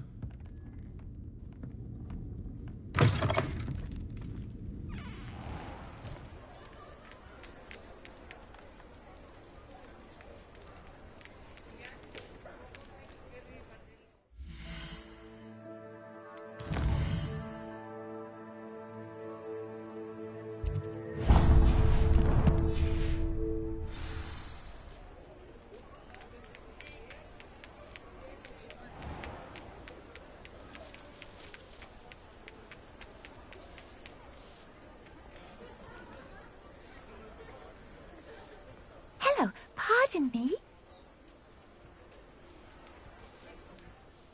Hello there. Was there something you needed? Hello, I was wondering if you would be interested in having your own shop and a house elf to help you with it. Penny's the name. Penny's mistress is selling this shop, and Penny is most eager to start working with the new owner. It might surprise you to know that Penny can sell practically anything. Oh, it would be wonderful to have a place to sell things and someone to help me. You'll be able to give Penny almost anything that you want to sell. It will be no work at all for you once the shop is up and running. If you want the shop, and Penny hopes that you do, you should talk to Penny's mistress as soon as you can. Her name is Cassandra Mason. Why is your mistress selling the shop? And you? Penny cannot be certain, as Mistress Mason so rarely confides in her. However, she repeatedly mentions how tired she has become of trying to let the shop. She has had rotten bad luck with the last few tenants.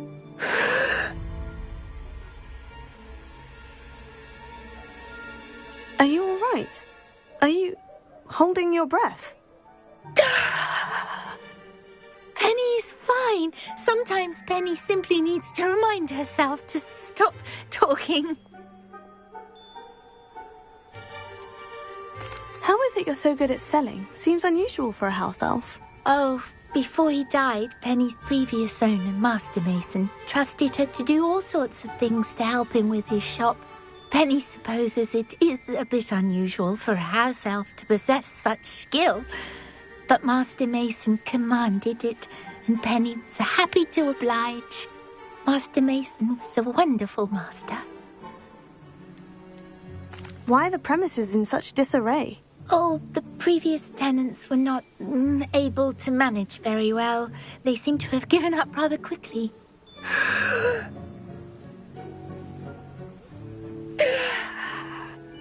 Penny is perfectly capable of helping clean and repair, so the shop will be ready for business in no time.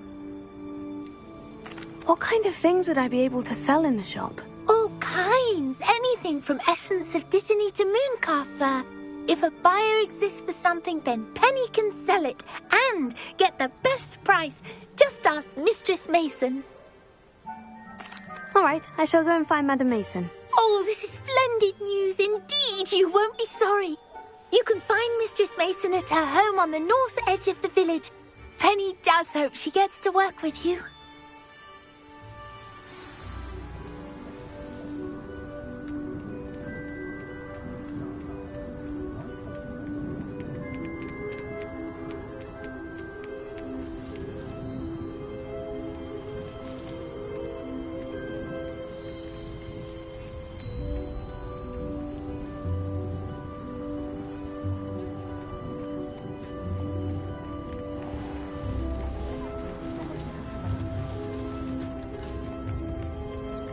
Stop a thief in their tracks and stupefy. Or just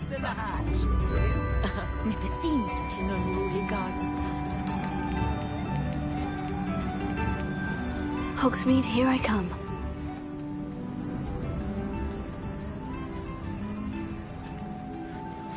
Hello, Madam Mason? I understand you have a shop to sell. Yes. Yes, I do. Are you interested? Perhaps. It depends upon your terms. I think you will find my terms quite generous. But, and do please forgive me for asking, Don't you think you might be a tad young to own a shop?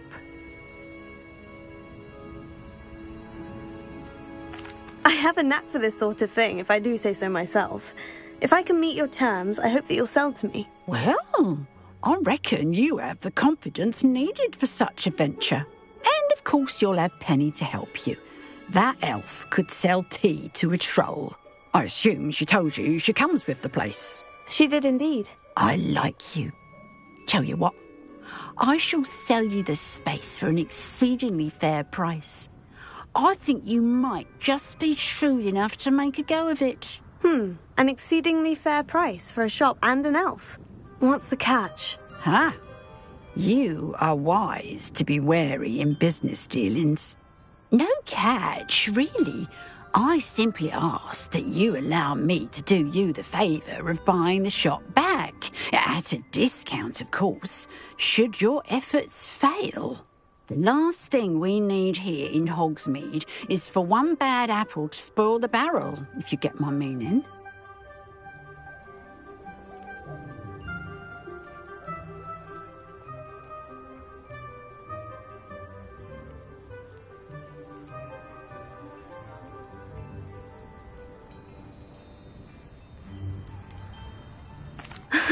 Your faith in me is overwhelming. You're sorely mistaken if you think I'm going to fail. There's that confidence again. And, of course, I wish you every success. Do we have a deal? What precisely do you mean, should my efforts fail? Honestly, I only mean that if for some reason you're unable to keep the shop going, I could help you cut your losses. That's all. But, as you've implied, the odds of that happening are remote. The shop seems to be in an ideal location. Why has no one purchased it yet? It is indeed. But I've just decided to sell. I've grown weary of being a landlady. My late husband was the one with a passion for shopkeeping and business in general. You'd be wise to take advantage of this opportunity before the offers start rolling in. It looks to be rather a mess. Why haven't other tenants been able to make a go of it there? As you've no doubt considered, running a shop is not as simple as those less savvy might think. The new owner, however, will have something that previous tenants did not: the benefit of Penny's particular prowess. Her assistance will make all the difference, I should think, in both getting the shop ready for business and ensuring its success. It does sound intriguing, but I need to consider my finances first. I'll come and find you if I'm interested. Very well, but I won't be able to keep the shop available for too long. If you do want the shop, I'd advise you to return to me as soon as possible. Hello again. You know, the shop won't be available.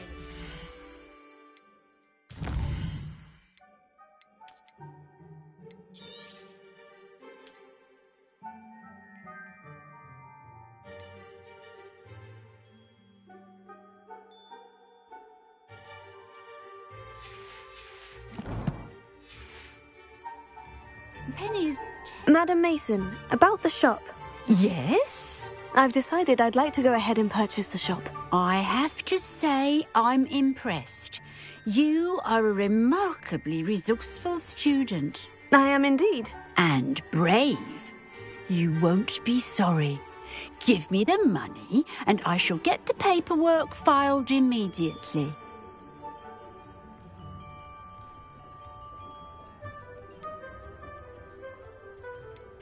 Wonderful. Shall I head directly to the shop? Please do. Oh, one more thing. Since my husband died, I've not been able to bring myself to retrieve some of his personal items. They're in a chest at the back of the shop. Penny has the key. As you get organised, I would be terribly grateful if you could help an old widow and gather his things for me before you open for business. I wish you the very best of luck in your endeavours. Penny will meet you there.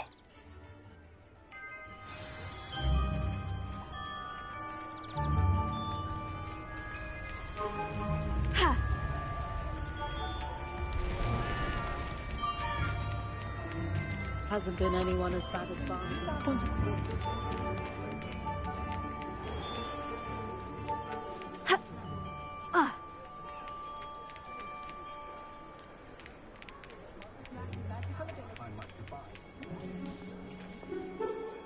Well, I've done it, Penny. The shop is mine. Oh, Penny is so pleased. Penny was hoping you would be the one to purchase it. I'm glad you're here to help me. Goodness, what a kind thing to say. Penny will do all that she can to make this a success. There is much to do. The last tenant left in a bit of a rush, so we'll need to clean up and do some repairs.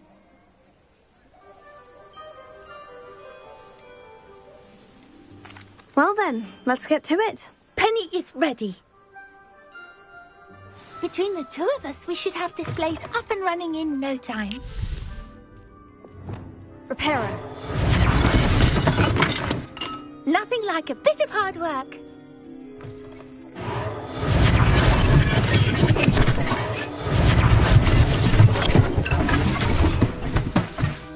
Mistress Mason wanted Penny to be sure and give you this key.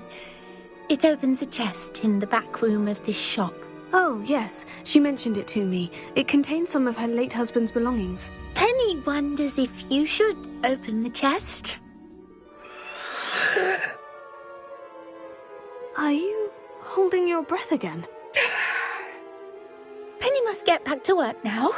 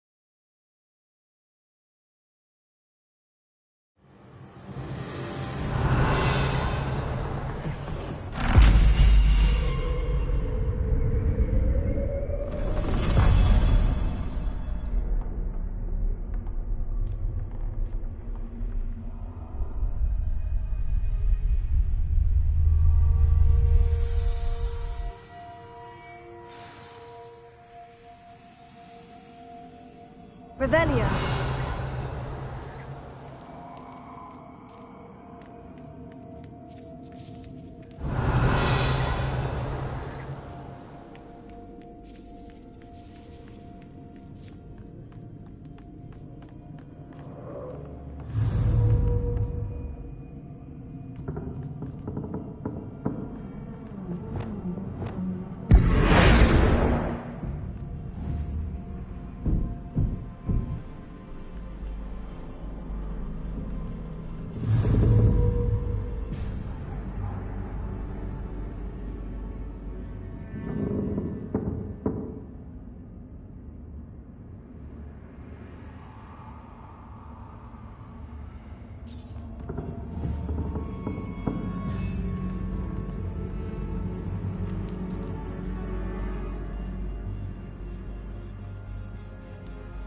That's odd.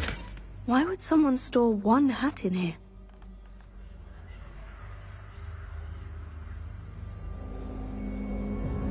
Revelio.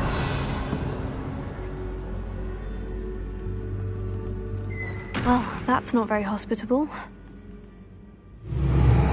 Oh, goody! Someone to play with! I sense you're not ruffled by hard work. So determined to guest will be wonderfully fun! For me, at least.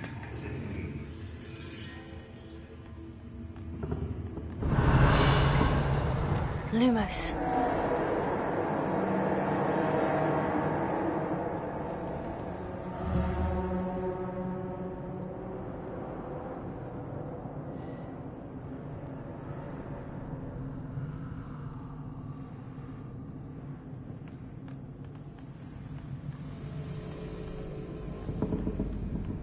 Revelio.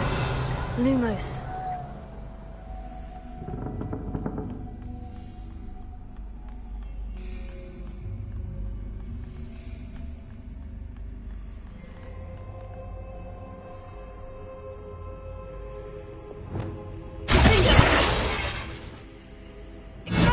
Incendio! Accio! Incendio! Revelio!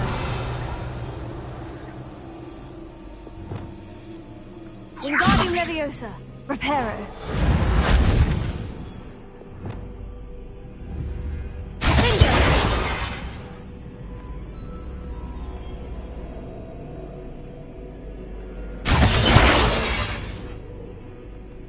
Lumos. That's new. Onwards, I suppose. What in the... Who's there?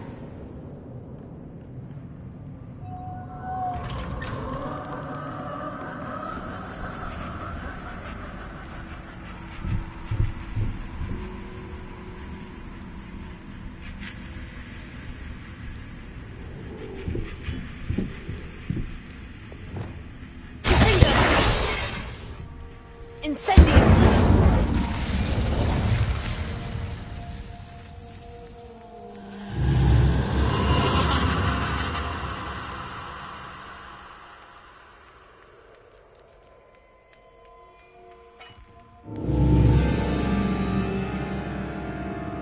Revelio.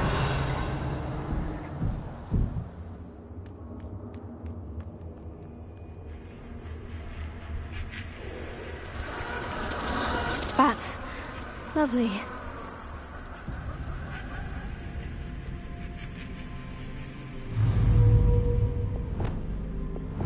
Confringo.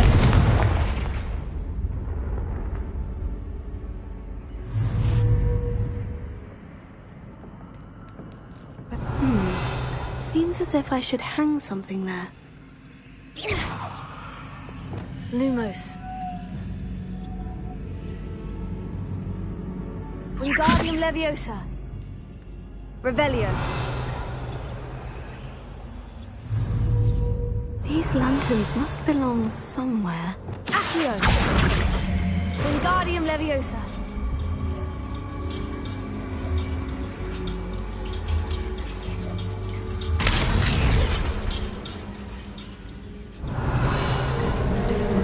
Perhaps the lanterns are meant to be hung on the hands. How enlightening! You might survive a bit longer than the others.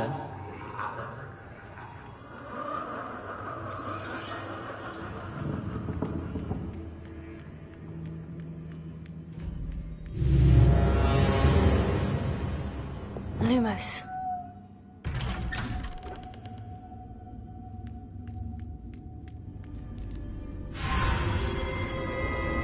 Oh, you've come so far so quickly. Well done. You might be just the playmate I've been looking for. I do hope you enjoy my playground. I encourage you to tell everyone about it. If you make it out, that is. Please try. If you get to the end, perhaps we can come to some sort of arrangement. I do want your shop to succeed, after all. What's the saying? 2 sides to every story. Unfortunately for you, both sides here are to my story. And you'll have to complete both to get to the end.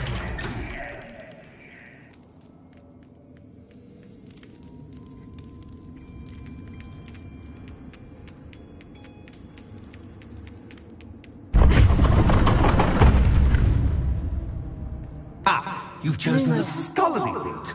You'll need more than you've learned from books to best me.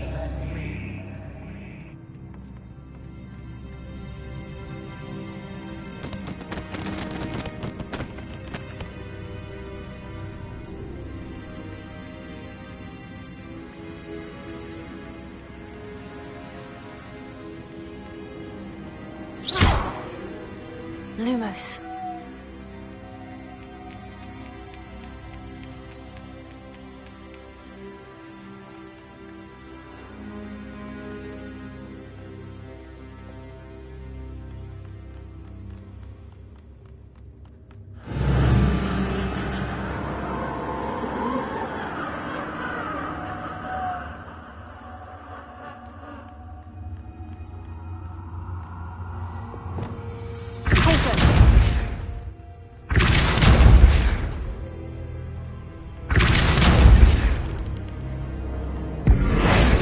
Lumos.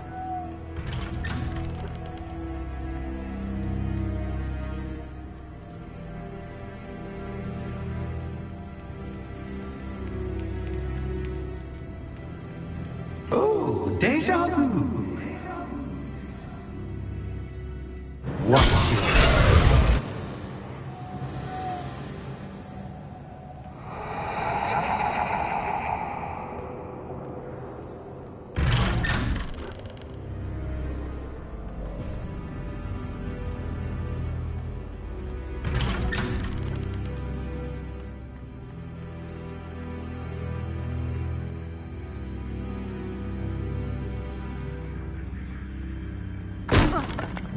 Lumos.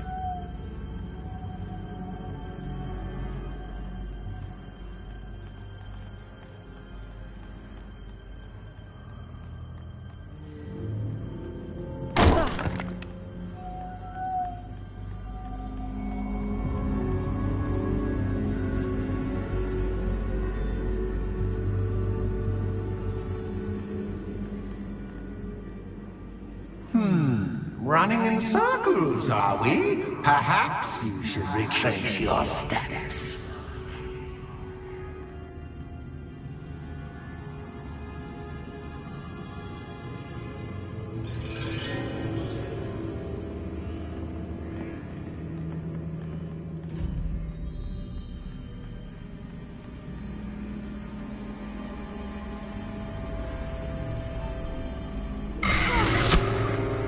What was that? Lumos.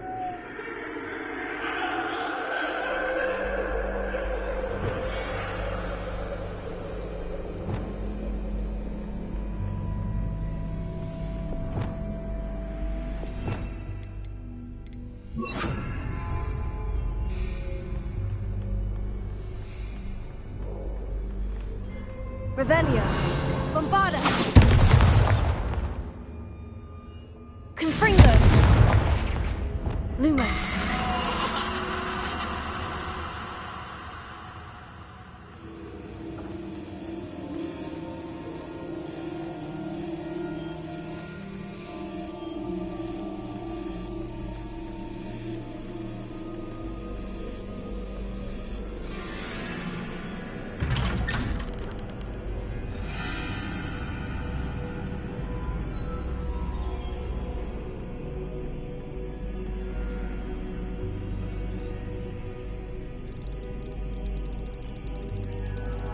Oh, how nice of him to pop in. Lumos.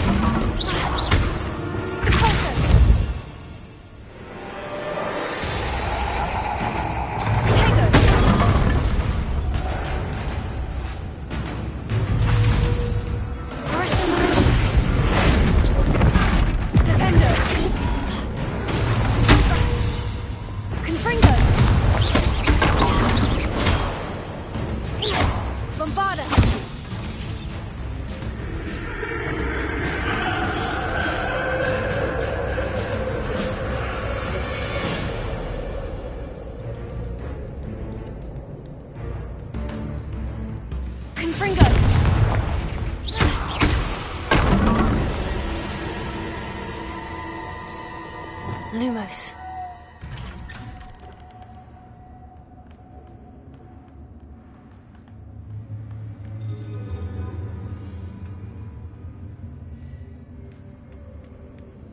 Home, sweet home. Accio. Wingardium Leviosa.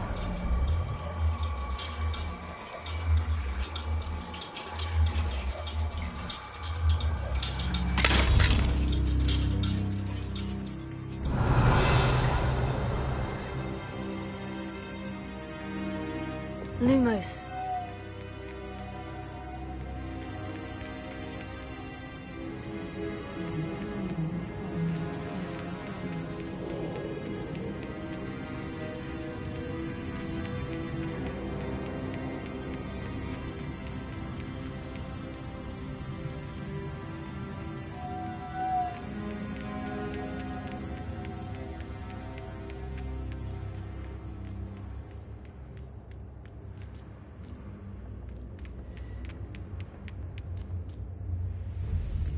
Revelio.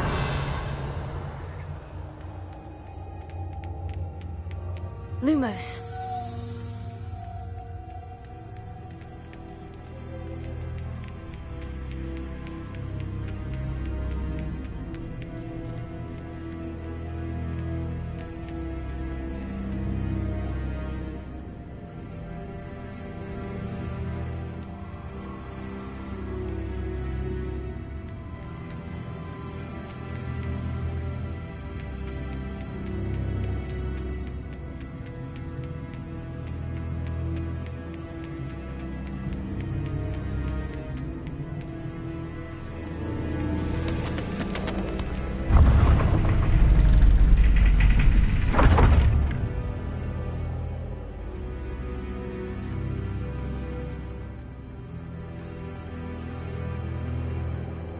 It's always good to have a different perspective on things.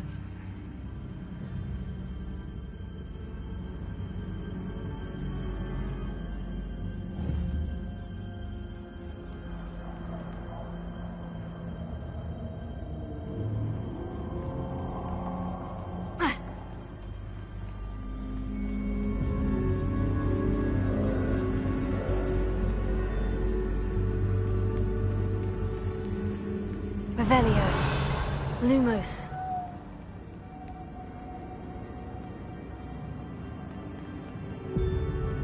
Revelio. Lumos.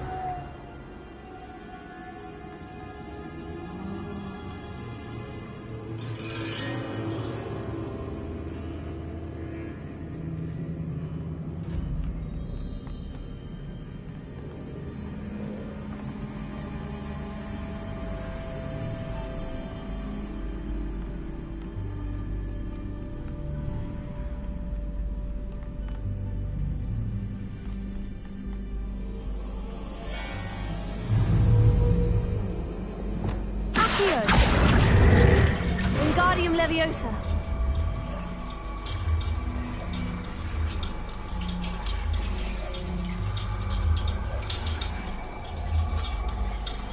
So much fun to be had. My head is spinning.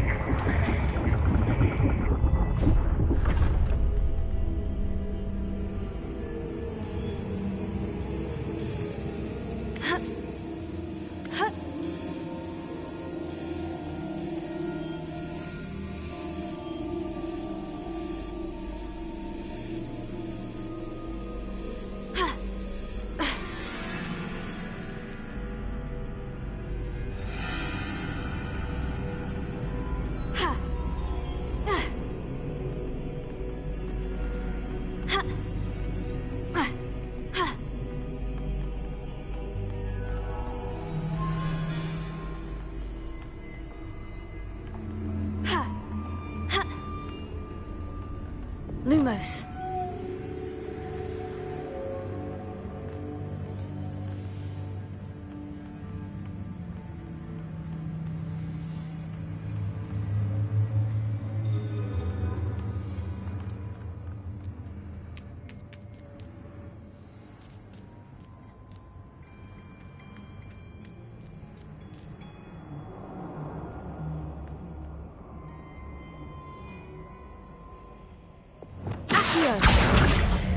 Wingardium Leviosa.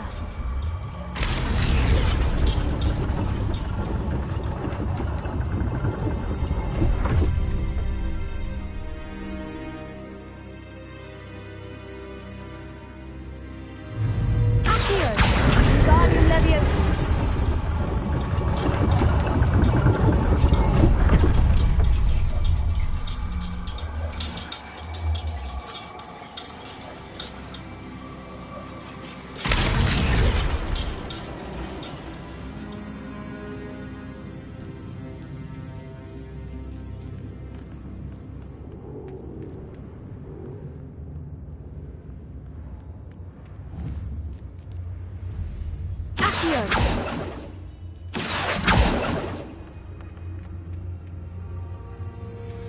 All books and no clay make one quite dull indeed.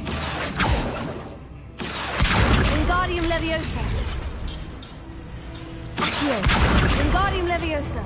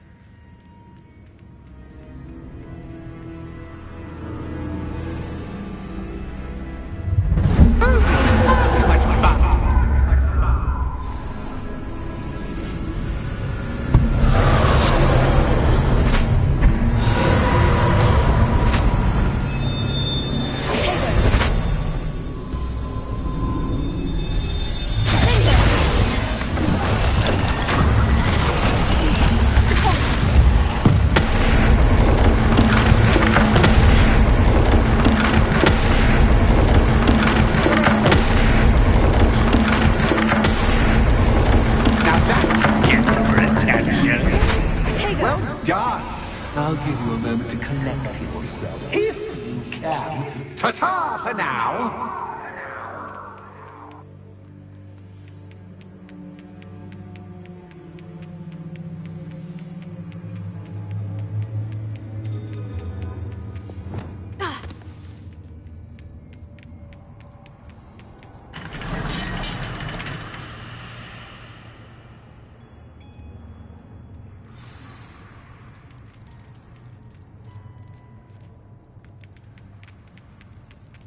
I simply adore this blooming place, don't you? You know, foliage, like most living things, won't survive for long in the darkness. Incendio!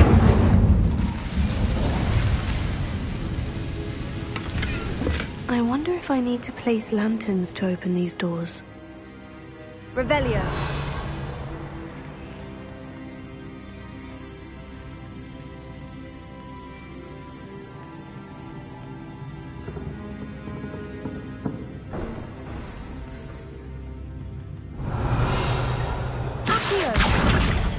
Wingardium Leviosa.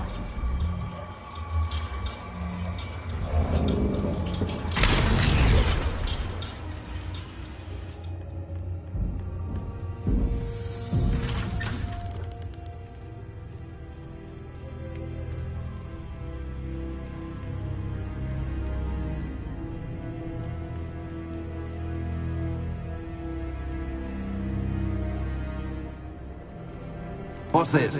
A game within a game? Ooh, knight to H3. Nighty-night!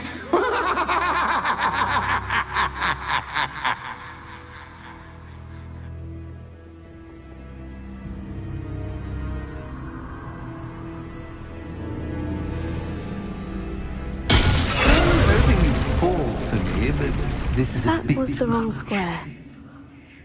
Revelio.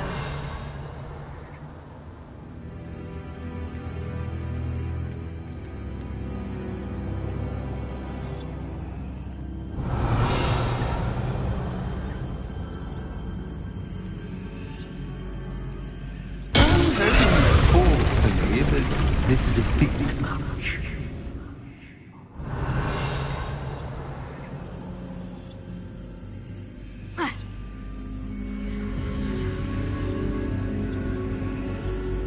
Revelio.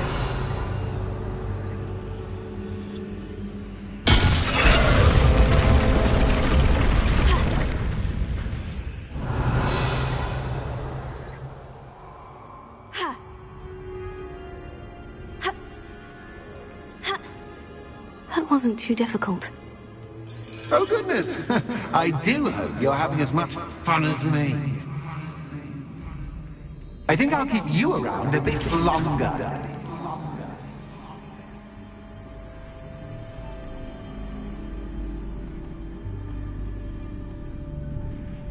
Accio.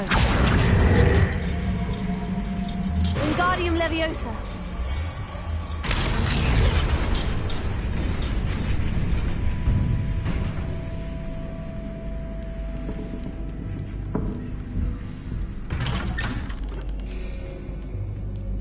Accio. Wingardium Leviosa.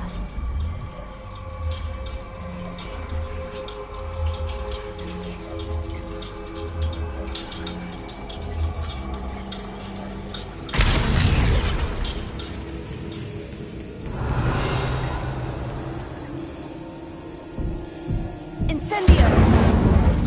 Accio. Defendo. Expelliarmus.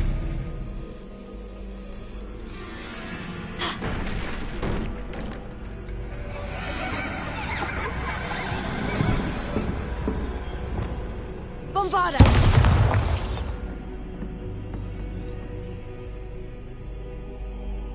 Confringo.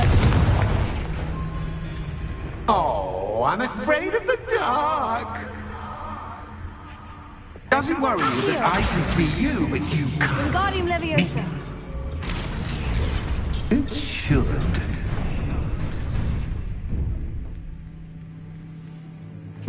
I'd offer you a seat, but I'm rearranging the furniture. Plus, don't want you getting too comfortable for what's in store.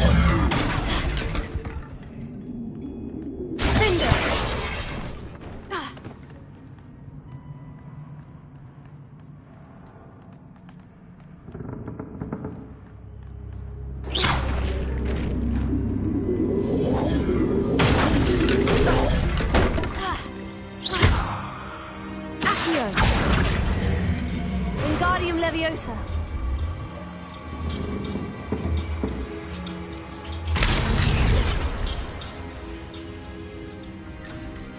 Accio. Wingardium Leviosa.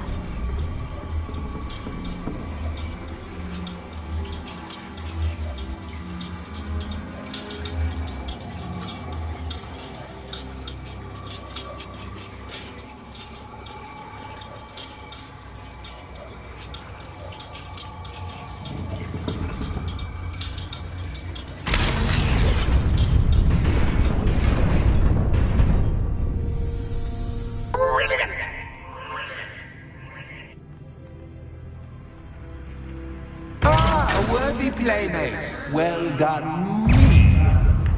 Incendio.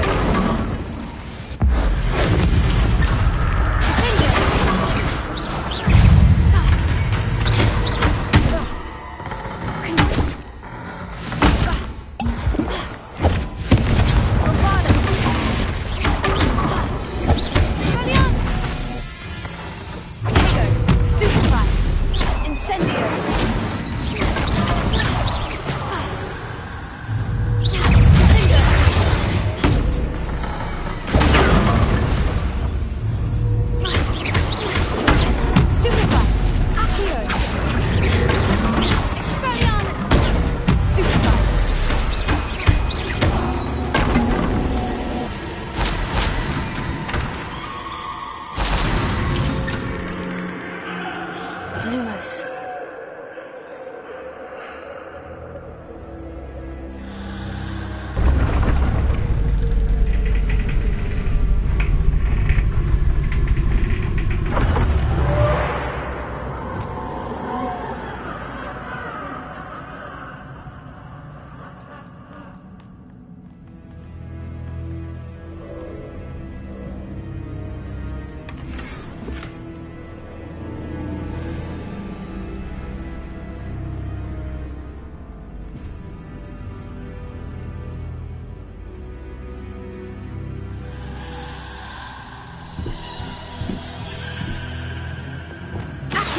Wingardium Leviosa.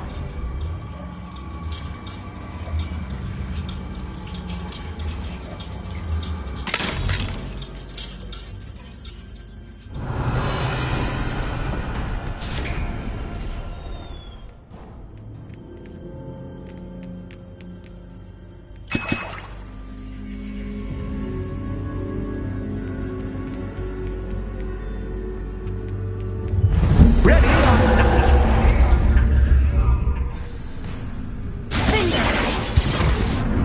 Time to raise the stakes, so to speak. Confringo. Where shall I put this? Leviosa. Descendo.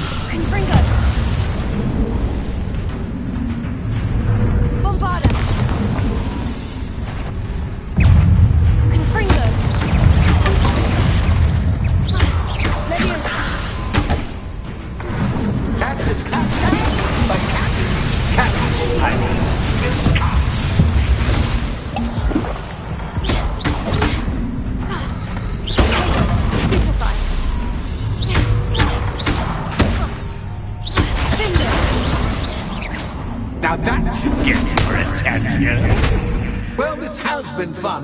Much to do, much to do. Incendio! See you in a bit. Accio! Defender!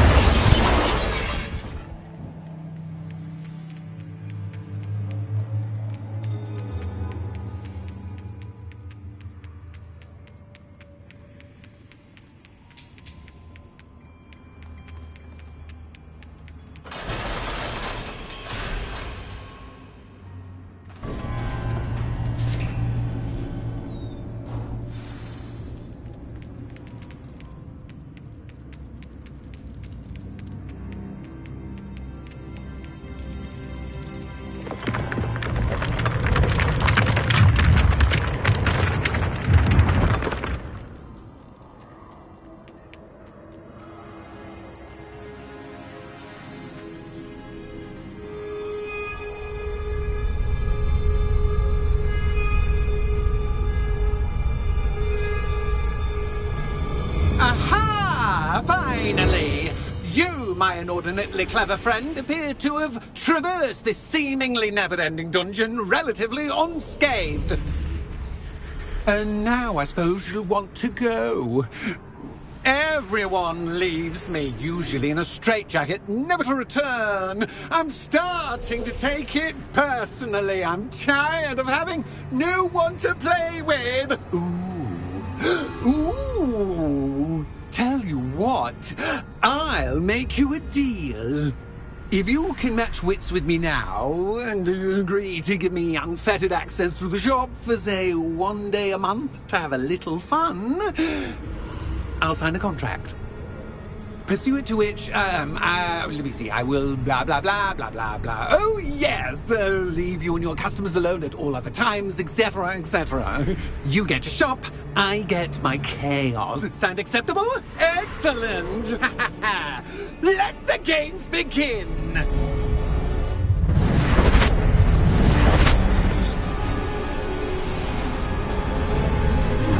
Cat is cat, but cat, I mean.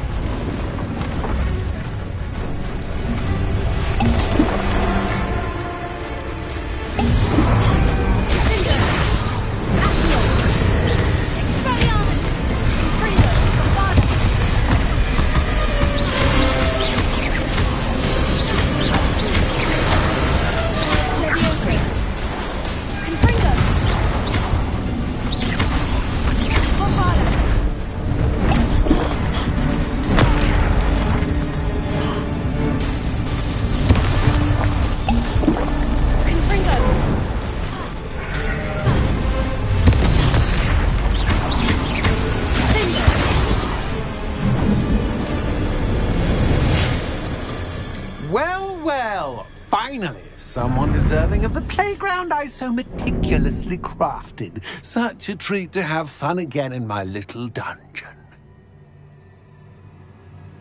I must say, I enjoy a good challenge. Ah, a kindred, dare I say, spirit. So, about that contract. I am a poltergeist of my word. Why would you enter into such an agreement? Much as I love banging about the place, it's no comparison to seeing customers' faces when I bonk them on the heads with a chocolate frog. One doesn't really understand the value of an audience until one is without it. Just to be clear, what does this agreement entail, specifically? Pay attention. You guarantee that I can have my fun at least one day each month without fuss. I let you work the rest of the time, mostly in peace. Very well. I shall agree to your contract, with one small addendum. Hooray! No more of this unsatisfying banging about all day in a pitiful void. Wait, did you say one small addendum? I did. In order that I have a successful shop with lots of customers, would you agree to causing chaos only after 9 o'clock in the evening? Would you agree to at least 2 days a month instead of one? I would. Pleasure doing business with you. You've worn me out. Well done. I had a feeling about you. I have to admit, Cassandra did a wonderful job finding the perfect playmate.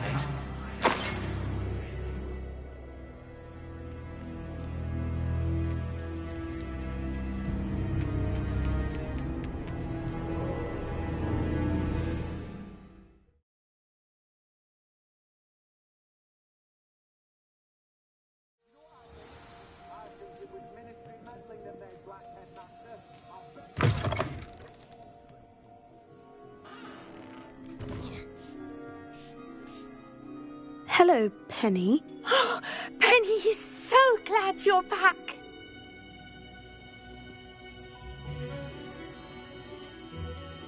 Were you worried I might not return? Penny was beginning to think yet another shopkeeper was going to end up in St. Mungo's. Another shopkeeper? St. Mungo's? I think you should explain, Penny. Penny, please stop holding your breath. Tell me what's going on. Oh, please forgive Penny. Penny is forbidden from telling you anything. But how can you be forbidden from telling me what's going on? I purchased the shop. Penny is confused. Penny thought that if you came back, you would own the shop.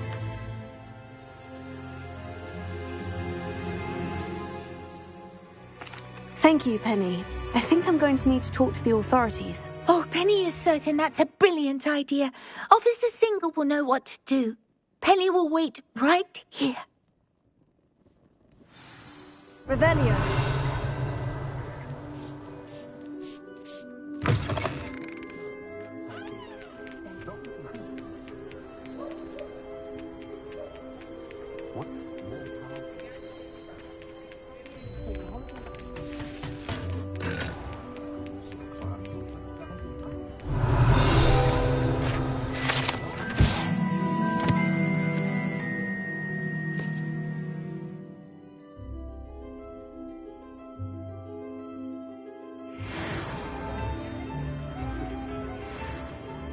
Officer Singer, I have some information you might be interested in. Ah, good to see you again.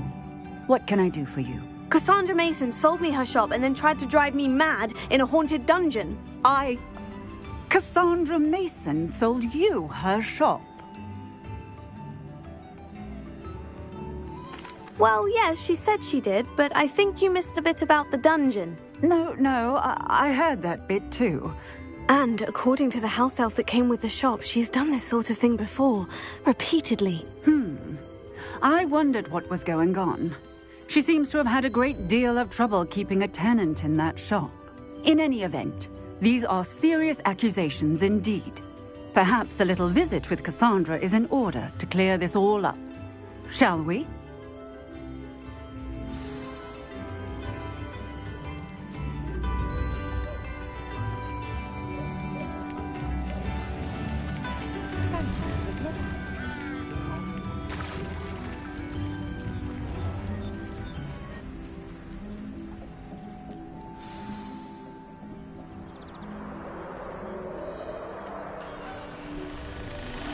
Oh, hello, Ruth. I see you've met my new tenant. Cassandra, it's my understanding that you sold your shop and your elf to this student. Now, they've been telling me some very interesting stories about your business practices. Perhaps you should come with me.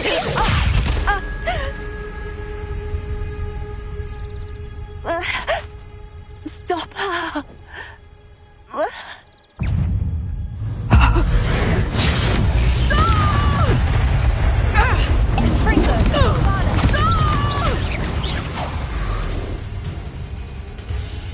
I should have known better than to do business with a wild student.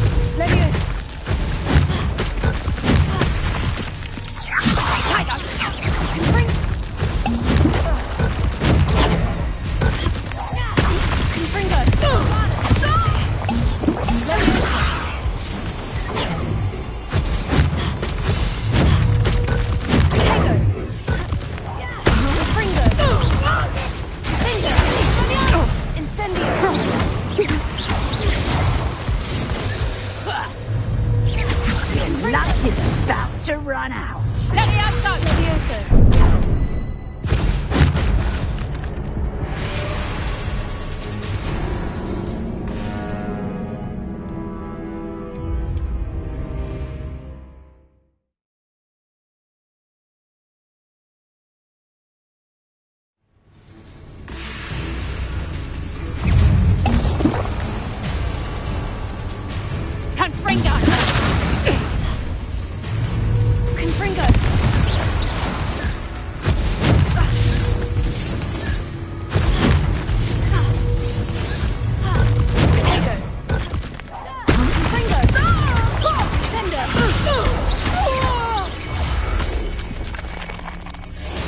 What on earth are they teaching you at that school these days?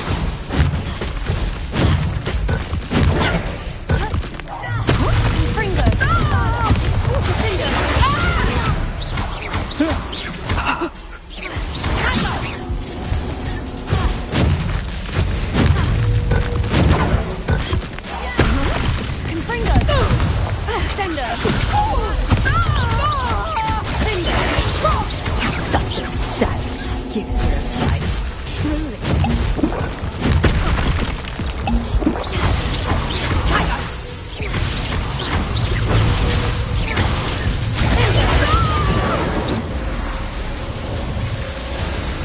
I should have known better than to do business with a wild student.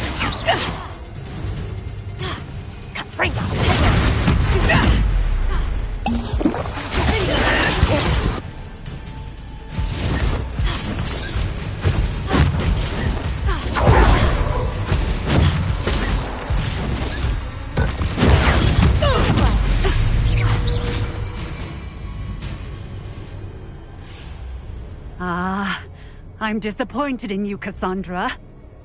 Incarcerate! You don't know what you're doing! Don't I? I always wondered why you couldn't seem to keep a tenant in that shop of yours. I must admit, the notion of a haunted dungeon never crossed my mind. Thanks for this. You can head back to the shop. Check on that house elf of yours, she's probably terrified. Scrawny little traitorous elf! I should have known it was... Silencio.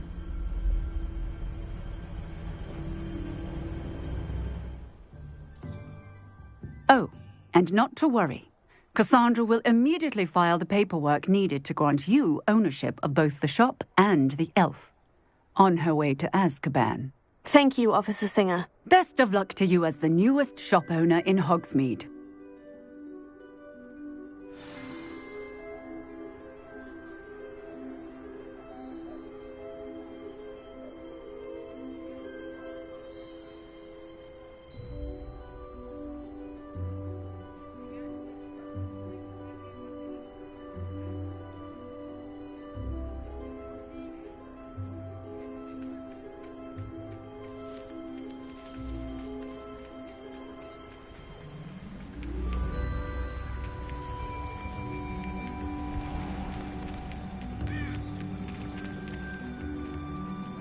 Not a day goes by.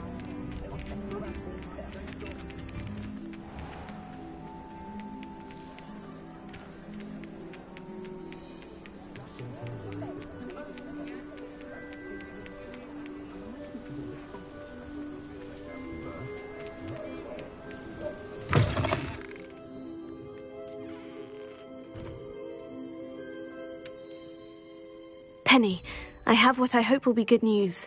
Officer Singer confirmed that ownership of the shop has now transferred to me. Oh, well, that is good news. Penny is so relieved. Penny had the most difficult time keeping the truth from you. Penny promises to work as hard as she can for such a kind new owner.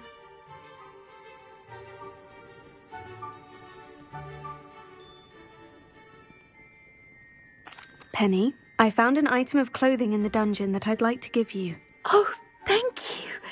Thank you.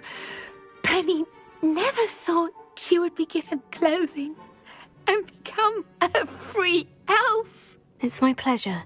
You deserve it. Of course, Penny will be staying on and managing the shop for you. Penny, you're free. You can do anything you've ever wanted to. But all Penny has ever wanted to do is run a shop with a friend and sell to the villagers in Hogsmeade. If that's what you want to do, Penny, then nothing would make me happier. I'm genuinely glad you'll be staying on. Penny is too. All that's left is for you to choose a sign for your new shop, and Penny will take care of the rest.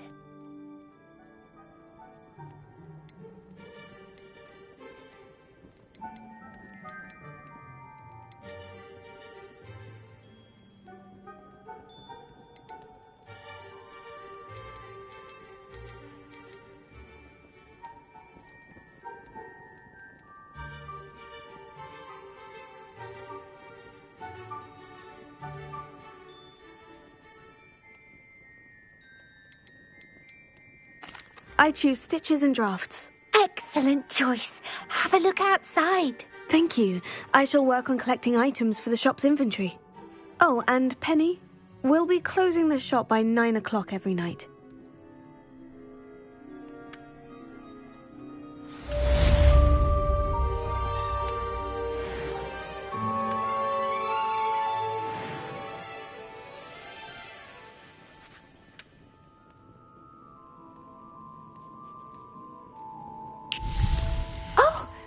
Today you have something you'd like Penny to sell for you? Oh, Penny will fetch a good price for what you'd like to sell.